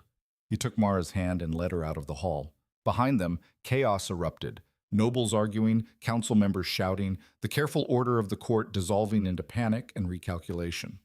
They made it back to the tower before Mara's legs gave out. Aldrich caught her, lowering her gently to the floor. That was insane, she gasped. That was the most insane thing I've ever done. That was brilliant. He was grinning, actually grinning. Did you see their faces? Cordelia nearly fainted. I thought I was going to faint. My wolf wanted to kill half of them. But you didn't let it. You controlled it perfectly. He pulled her against him. Do you understand what you just did? You walked into a room full of your enemies and made them bow without saying a word. She had. She'd felt it, the moment when fear became respect, when they stopped seeing a wolfless nobody and started seeing a threat they couldn't ignore. Sorella's not going to give up, Mara said. No, but she's lost her advantage. She was counting on you being weak, controllable. Now you're neither. Mara thought about the former queen's face, the cold fury in her eyes. She's going to try something else, something worse. Let her try. Aldrich's smile was sharp. We'll be ready. A knock interrupted them. Marcus entered, looking exhausted but pleased. The council is demanding another meeting tomorrow to discuss Lady Mara's position formally. And the guard who answered to Sorella, half of them are asking to transfer to your personal service. Because they're opportunistic cowards who follow power, Aldrich said. Yes, but there are opportunistic cowards now. Marcus grinned. Word is spreading through the castle. The king's mate is an alpha, a Vane-born alpha. The nobles are scrambling to reassess their alliances. Good. Let them scramble. Aldrich stood, pulling Mara up with him. Post extra guards on the tower tonight. Sorella might try something desperate. After Marcus left, Mara went to the window and looked out over the castle grounds. Lights flickered in windows across the complex, and she imagined the conversations happening in those rooms. Nobles plotting, servants gossiping, warriors reassessing who they served and why. I don't know how to be what they expect, she said quietly. Aldrich came to stand behind her, his arms wrapping around her waist. You don't have to be what they expect. You just have to be yourself, strong enough to survive, smart enough to outthink them, and stubborn enough never to quit. That's a lot of pressure. You've been handling pressure your entire life. This is just a different kind. His lips brushed her temple. Besides, you're not alone anymore. We're in this together. She turned in his arms, looking up at his face. Why do you believe in me so much? Because I see what you don't see yet. I see a woman who survived being hunted, who trained every day despite having no natural advantages, who stood before a council that wanted her dead and made them acknowledge her power. His hand cupped her jaw. You don't need my belief, Mara. You just need to believe in yourself. She kissed him then, pouring all her fear and determination and gratitude into it. He responded with equal intensity, his hands tangling in her hair, his body pressed against hers. When they broke apart, both breathing hard, his eyes had gone dark with something that had nothing to do with politics or power. We should rest, he said. though his hands hadn't left her. Tomorrow is going to be difficult. When isn't it difficult? His laugh was rough. Fair point. They moved to the bedroom together, and for the first time since this started, Mara felt like she might actually survive it. Not just survive, thrive. The wolfless soldier who'd been mocked for 3 years was gone. In her place stood an alpha with bloodline power and a king's protection. Let the nobles plot. Let Sorella scheme. Mara had spent her entire life fighting for scraps of worth. Now she had real power, and she knew exactly how to use it, the same way she'd used everything else. With determination, intelligence, and absolute refusal to back down. She fell asleep wrapped in Aldrich's arms, her wolf settled and content for the first time in its existence, and dreamed of silver fur and moonlight. The next morning brought a summons from the council, as expected. But it also brought something else. A formal petition signed by 30 noble families requesting an audience with the king's mate to discuss alliances and agreements. They're afraid, Marcus explained, setting the petition on Aldrich's desk. Half the kingdom just realized they've been on the wrong side of history. They want to make amends before you decide to hold grudges. Mara studied the names on the petition. Some had been actively hostile. Others had simply ignored her. All of them were now scrambling to curry favor. What do you want to do? Aldrich asked. She thought about it. The old Mara would have told them all to go to hell. But the new Mara, the one with an alpha's instincts and a survivor's cunning, saw opportunity. Meet with them, all of them, publicly. She looked at Aldrich. Let them pledge loyalty where everyone can see. Make it formal, binding. They want to join the winning side? Fine, but they do it on our terms. Aldrich's smile was proud and fierce. You're learning fast. I had a good teacher. The audience was set for that afternoon in the grand hall. Mara spent the morning preparing with Isolde, who had appeared at her door with an offer to help that Mara accepted despite her reservations. You need to look like a queen, Isolde said, laying out options. Not a soldier, not a noble, a queen. Someone they'll remember. I'm not a queen. Not yet, but you will be when Aldrich makes you his wife. Isolde's eyes met hers. This isn't just about you anymore, Mara. Every move you make affects the stability of the kingdom. The nobles need to see strength, confidence, and authority. Give them that. They settled on a dress of deep silver gray that matched her wolf's fur, simple but elegant, with subtle armor worked into the bodice. Mara's hair was pulled back in a warrior's braid, and she wore the knife Aldrich had given her openly on her hip. When she looked in the mirror, she barely recognized herself. The woman staring back was powerful, dangerous, beautiful in a way that had nothing to do with softness or convention. Perfect, Isolde said. You look like you could kill them all and then attend a state dinner. I could. I know, that's the point. Isolde handed her a small box. One more thing. A gift from Kaelin. He asked me to give it to you. Mara opened the box and found a pendant inside. Simple silver engraved with the Vaneborn family crest. Her breath caught. He said to tell you he's sorry, Isolde said quietly, for everything, and that he understands why you can't forgive him. Mara closed the box without taking the pendant. Tell him I hope he finds the courage he should have had all along. Isolde nodded and left. Mara stood alone in the chambers, holding the box, feeling the weight of what she'd become. The girl who'd loved Kaelin was gone completely now. In her place was someone harder, sharper, forged by fire and betrayal into something unbreakable. She set the box aside and went to meet her future. The grand hall was packed again, but this time the atmosphere was different. Nervous anticipation instead of hostile judgment. The nobles stood in organized rows, each family grouped together, all of them watching the doors for her arrival. Aldrich stood at the front beside his throne, watching her enter with eyes that burned with possessive pride. She walked to him, head high, and the hall fell silent. Noble families of the realm, Aldrich announced. My mate, Mara Vaneborn, heir to the Vaneborn Alpha line, has agreed to accept your pledges of loyalty. Those who wish to align with the crown, step forward now. One by one, they came. Heads of houses she'd never spoken to, nobles who'd mocked her, warriors who'd dismissed her. They knelt before her and Aldrich both, speaking the old words of fealty and service. Lord Varius knelt, his pride clearly wounded but his survival instinct intact. I pledge my house to your service. Lady Cordelia came next, moving slowly with age but with steel in her spine. The Cordelia line recognizes the vein-born line and pledges our loyalty. On and on it went, until 30 families had knelt, had spoken, had bound themselves to her service. Each pledge was another brick in the foundation of her power, another shield against those who would still see her destroyed. When it was done, when the last noble had risen and returned to their place, Mara spoke for the first time. You knelt today because you're afraid, because you saw what I am and realized I could destroy you if I chose. She let the words settle, watched them flinch. I accept your pledges, but understand this, I don't forget easily. You mocked me when I was weak. You called me worthless, laughed at me, made my life hell for 3 years. I remember every face, every insult, every moment you made me feel like I didn't belong. The hall was deathly quiet. But I also understand survival. I understand doing what you must to protect your families and your positions. So I'll honor these pledges if you honor them. Prove your loyalty through action, not just words, and we'll have no problems. She paused. Betray me, and you'll learn why the old king feared the vein-born line enough to try to wipe us out. Aldrich's hand found hers, squeezing gently. Pride and warning mixed together. She was walking a knife's edge between strength and tyranny. The audience is concluded, Aldrich said.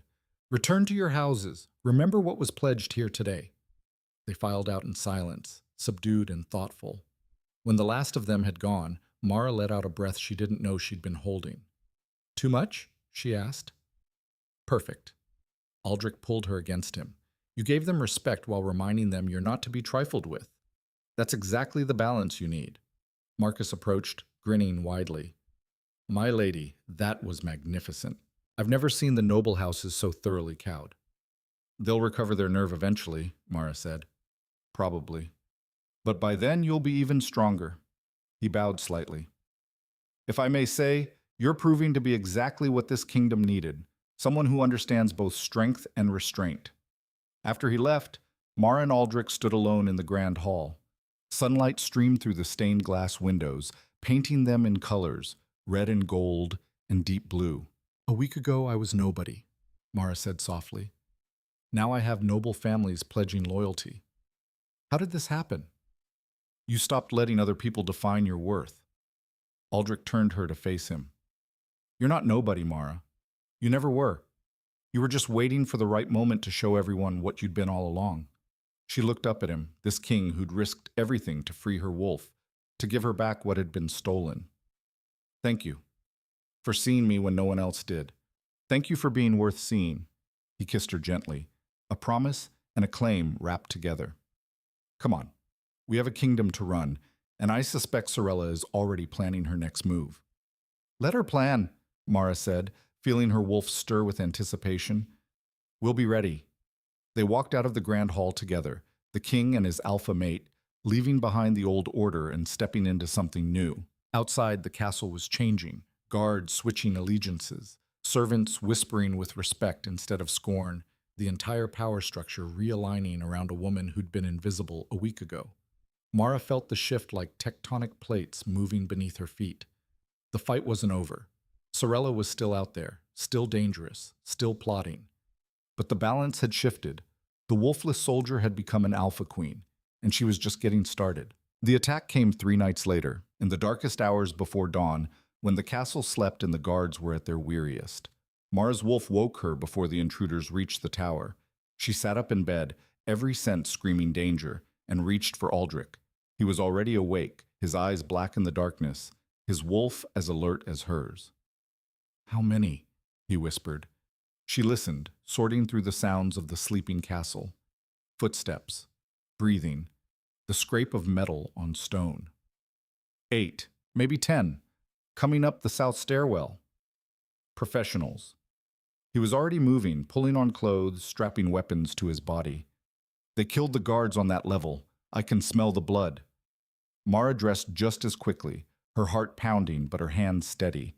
This was what Sorella had been planning. No more political maneuvering, no more council votes. Just assassination, clean and final. We could barricade the door, she said. Wait for Marcus to realize something's wrong. They'd burn us out. This tower is old. It would go up like kindling. Aldrich checked his blade, his expression cold and focused. We go through them, fast and brutal. Don't give them time to coordinate. Together? Always together. He kissed her hard and quick. Stay behind me until we clear the first group. Then we split. You take the left flank, I'll take the right. And Mara? His eyes met hers. Don't hesitate. They're here to kill you. Show them why that was a mistake. They moved to the door, listening to the footsteps getting closer. Mara's wolf was howling for release, eager for the hunt.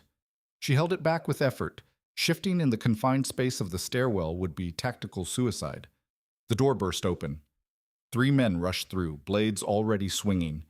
Aldrich met the first one with a speed that shouldn't have been possible, his sword taking the assassin's head off before the man even registered the king was there. Mara ducked under the second attacker's strike and drove her knife up under his ribs, feeling it slide between bone to find his heart.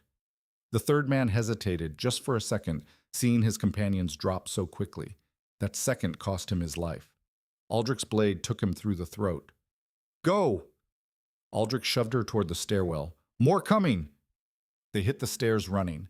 5 more assassins were climbing up, dressed in black, faces covered. Professional killers, not castle guards playing at violence. Mara felt a cold clarity settle over her. This was survival, the purest kind, and she'd been training for it her entire life. She let her wolf surface partially, not a full shift, but enough to give her enhanced speed and strength.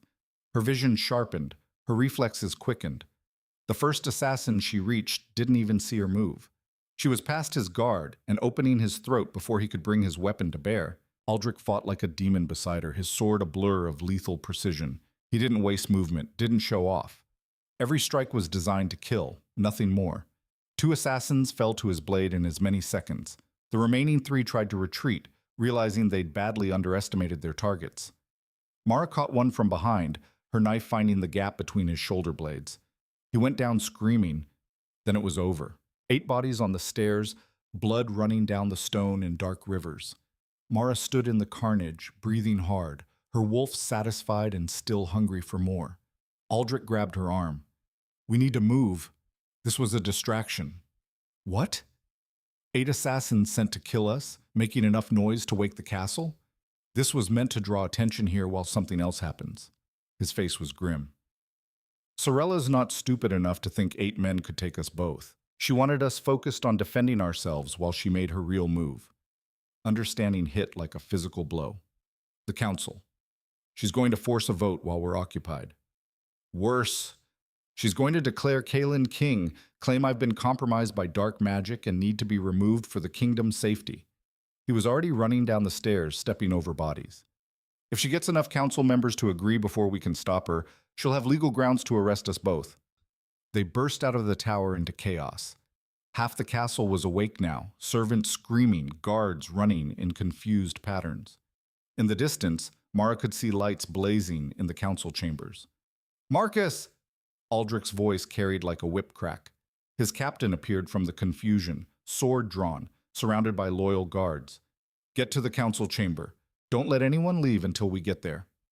On it! Marcus and his men took off running. Mara and Aldrich followed, but they'd barely made it across the courtyard when more assassins appeared. These weren't trying to be subtle. They came from 3 directions at once, at least 20 of them, all focused on keeping the king and his mate away from the council chamber. They planned this well, Mara said, watching the assassins close in. They planned for the king they thought I was, not the one I've become. Aldrich's eyes went completely black, his wolf surging to the surface. Time to show them what a true alpha can do. He shifted mid-stride, his body exploding into his wolf form, massive and black as midnight, with eyes that burned like coals. The assassins stumbled back, fear breaking their professional composure. Mara grinned and let her own wolf free. The transformation was pure joy this time, her body reshaping itself with eager efficiency. When she landed on 4 paws, she was death incarnate. Silver gray fur, glowing eyes, power that radiated from her like heat from a forge. Together they tore through the assassins like wolves through sheep. Mara's jaws closed on throats, her claws opened bellies. Her weight crushed bones. Beside her, Aldrich was a dark storm of violence, unstoppable and merciless.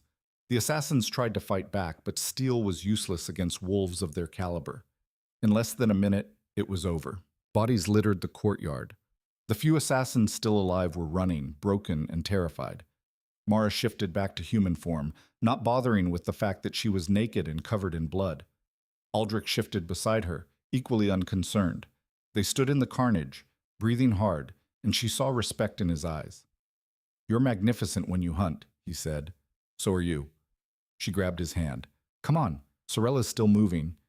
They sprinted for the council chamber, not bothering to dress.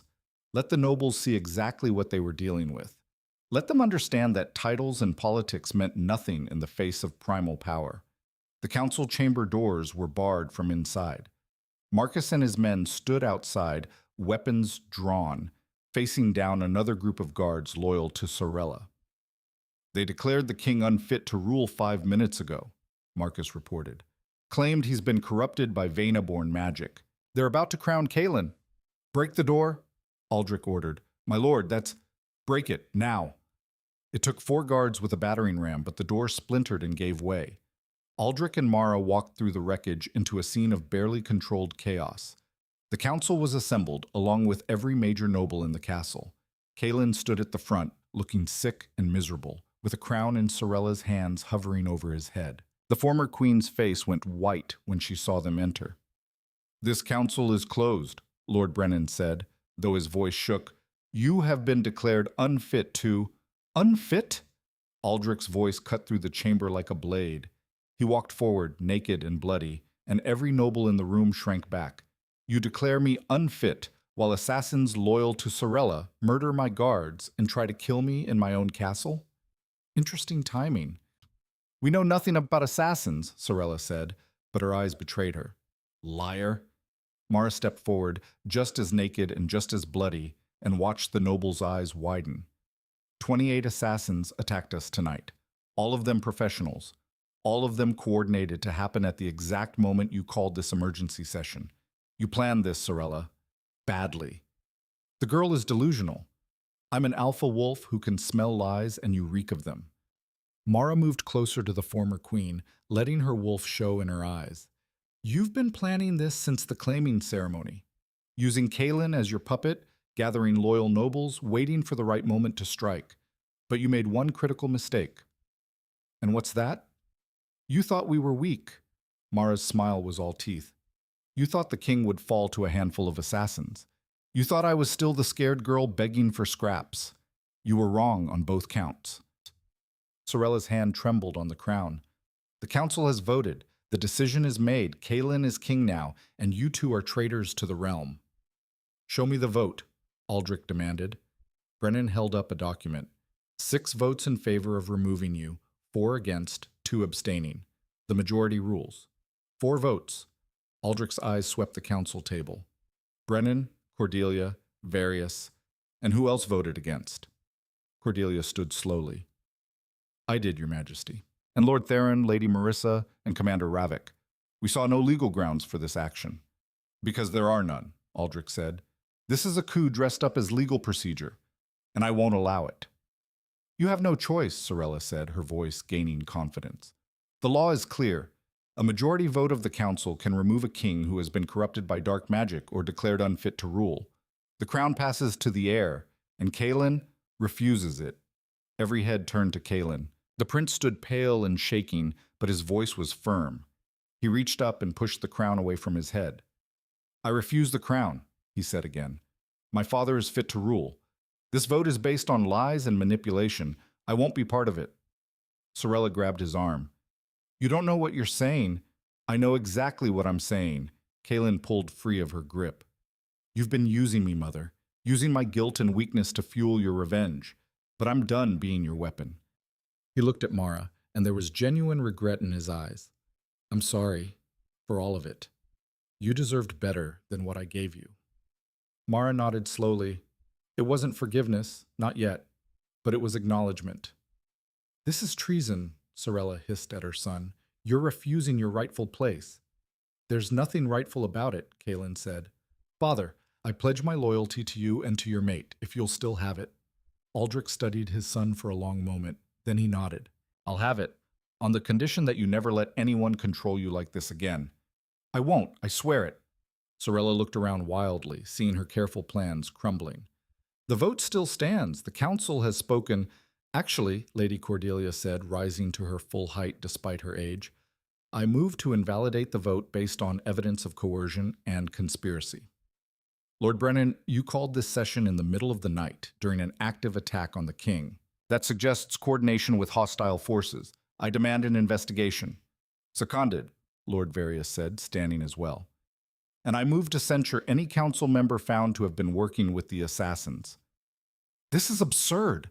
Sorella's composure was cracking. You can't just... We can, Brennan said quietly, and Mara saw the moment the Lord Chancellor made his choice. He'd been trying to play both sides, but now he was cutting his losses. Lady Cordelia is correct. This vote was called under suspicious circumstances. I move to invalidate it pending investigation. The other council members who'd voted to remove Aldrich suddenly found themselves very interested in the floor. They'd gambled on Sorella's plan working, and it had failed spectacularly. Aldrich walked to the front of the chamber, still naked and bloody, looking more like a king than he ever had in formal robes. The vote is invalidated. Sorella, you are hereby stripped of your title and position. You will be confined to your chambers pending investigation into tonight's attack. You can't do this, Sorella said, but her voice had lost its power. I am the queen. You were the queen. Now you're a traitor. Aldrich gestured to Marcus. Take her, gently. She's still Kaelin's mother, after all. Guards moved forward. Sorella tried to resist, but there was nowhere to run. As they led her away, she looked back at Mara with pure hatred. This isn't over, she spat. You're still Vaughnaborn, still tainted by your family's treason. The kingdom will never accept you. Then the kingdom will learn, Mara said calmly, one way or another. When Sorella was gone, the chamber fell silent. Aldrich looked at the assembled nobles and council members, all of them avoiding his eyes. Anyone else want to question my fitness to rule? He asked quietly. Now's your chance. No one spoke. Good. Then here's how this is going to work. Mara Vanaborn is my mate. She will be crowned queen at the next full moon. Anyone who has a problem with that can leave now and never return. Those who stay will pledge loyalty to both of us, not just me. Understood? Slowly, one by one, the nobles nodded. And one more thing, Aldrich continued. The law declaring the Vanaborn line traitors is hereby revoked. Their land and titles are restored to the sole surviving heir, my mate, your future queen. The purge was unjust, and I won't let that injustice stand any longer. Lady Cordelia smiled, and it transformed her ancient face. Finally, I've been waiting 20 years for someone to have the spine to say that. The formal pledges of loyalty took another hour. Each noble and council member came forward, knelt before both Aldrich and Mara, and swore their service. Some were sincere. Many were just scared. All of them were bound now, their words recorded and witnessed. When it was finally done, when the last noble had spoken their oath, Aldrich took Mara's hand and led her from the chamber. Someone had brought them cloaks. They were still naked and covered in blood, after all, and they wrapped themselves before walking through the castle. Servants and guards they passed dropped to their knees. Word had spread. The king and his mate had fought off assassins, faced down a coup, and emerged victorious. The wolfless soldier was now the Alpha Queen, and everyone who'd mocked her was scrambling to make amends. Back in the tower, finally alone, Mara sank into a chair and let the exhaustion hit her. Her hands were shaking, her body aching. She'd killed people tonight. Multiple people. Their blood was still on her skin. Aldrich knelt in front of her, taking her hands in his. Talk to me. I'm not sure what I'm supposed to feel. Her voice came out rough. I killed 8 people tonight, maybe more. I don't even know the exact count. They came to kill you. You defended yourself. I know, but it doesn't make it easier. She looked at him. Does it get easier? No, it just gets more necessary. His thumb brushed across her knuckles. You did what you had to do to survive, to protect what we're building here. That's not something to feel guilty about. But I don't feel guilty. That's what scares me. She pulled her hands free and stood, pacing to the window. I enjoyed it, Aldrich. The hunt, the kill. My wolf loved every second of it. What does that make me? Alive. Powerful. Exactly what you were always meant to be. He came to stand behind her, his hands on her shoulders. You're not a monster for embracing your nature. You're finally complete. She turned to face him. Everything's changed. A week ago, I was nobody. Now, I'm about to be queen. How is that real? It's real because you made it real.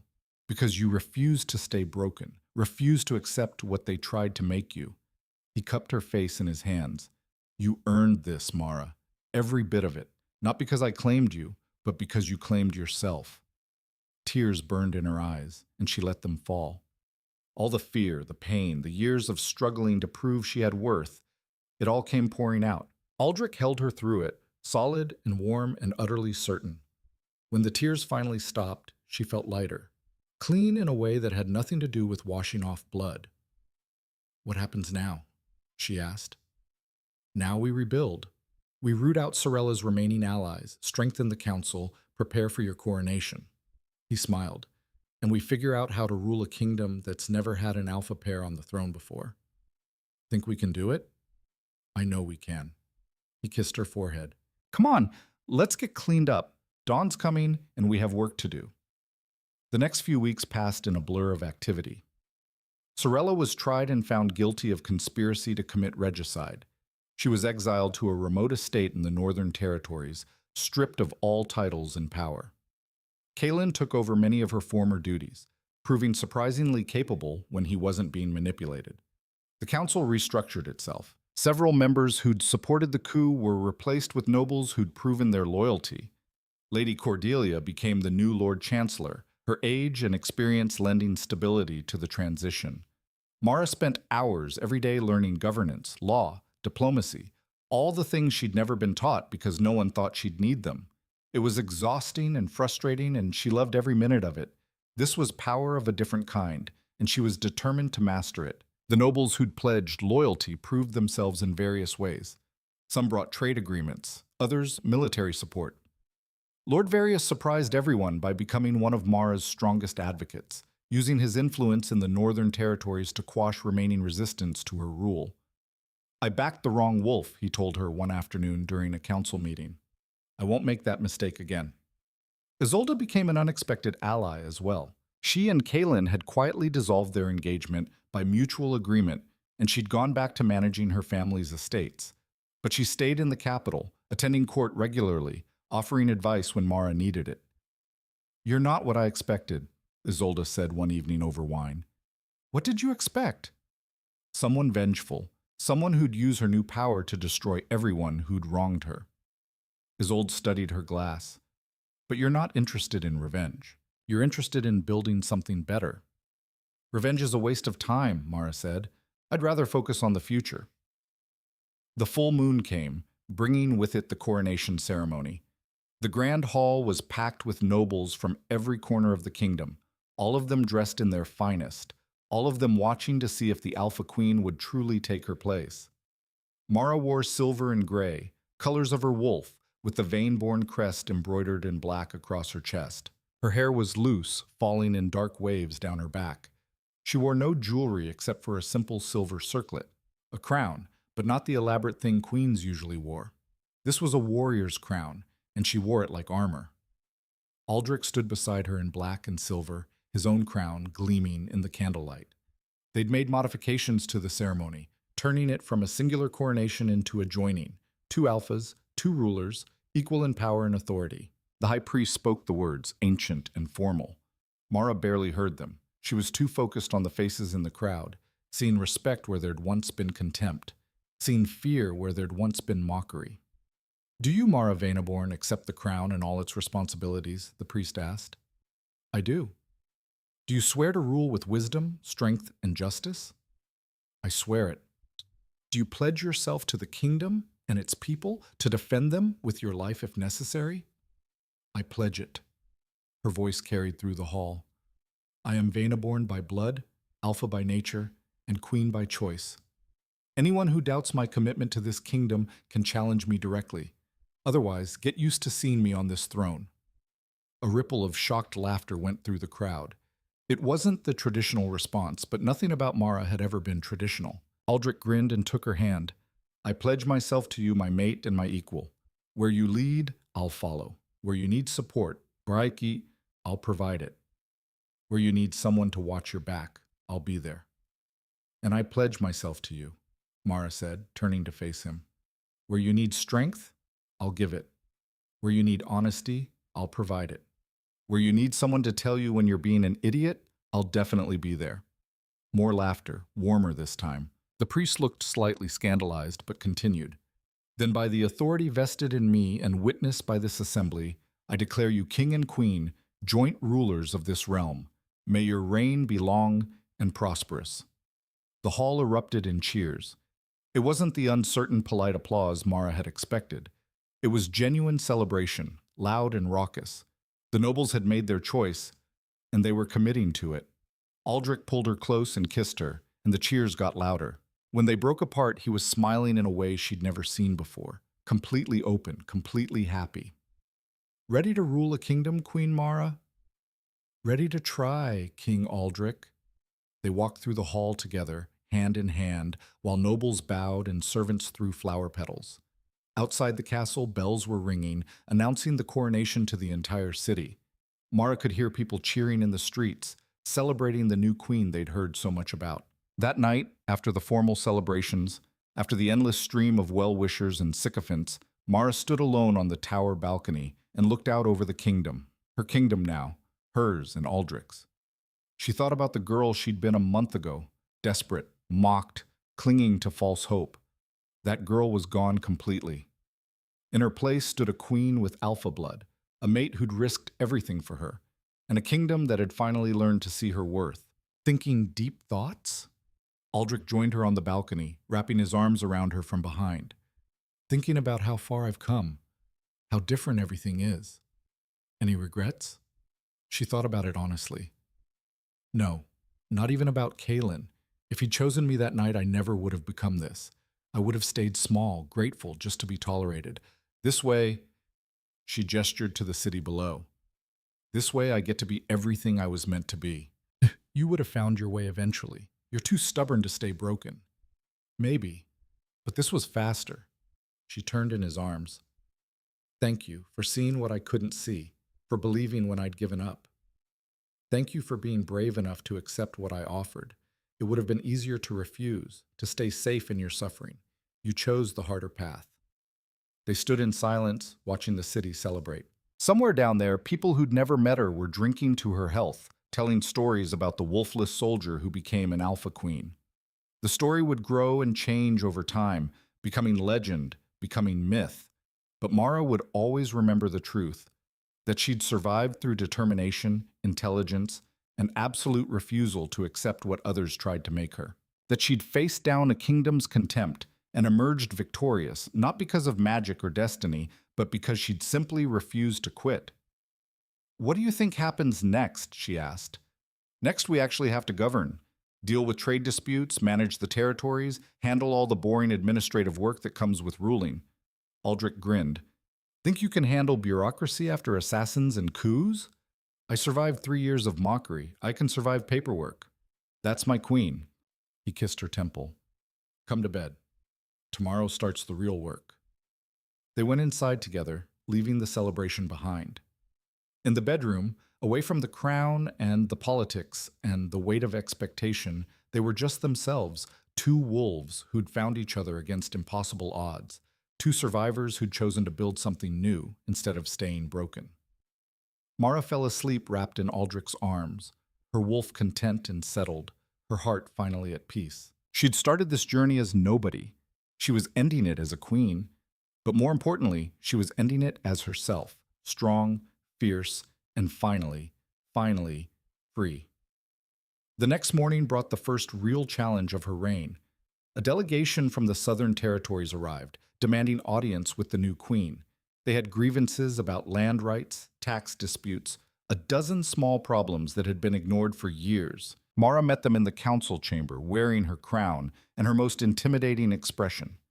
Aldrich sat beside her, supportive but letting her take the lead. The delegation's leader, a grizzled man named Torvin, looked skeptical when he saw her. "You're the new queen? The one they say was wolfless?"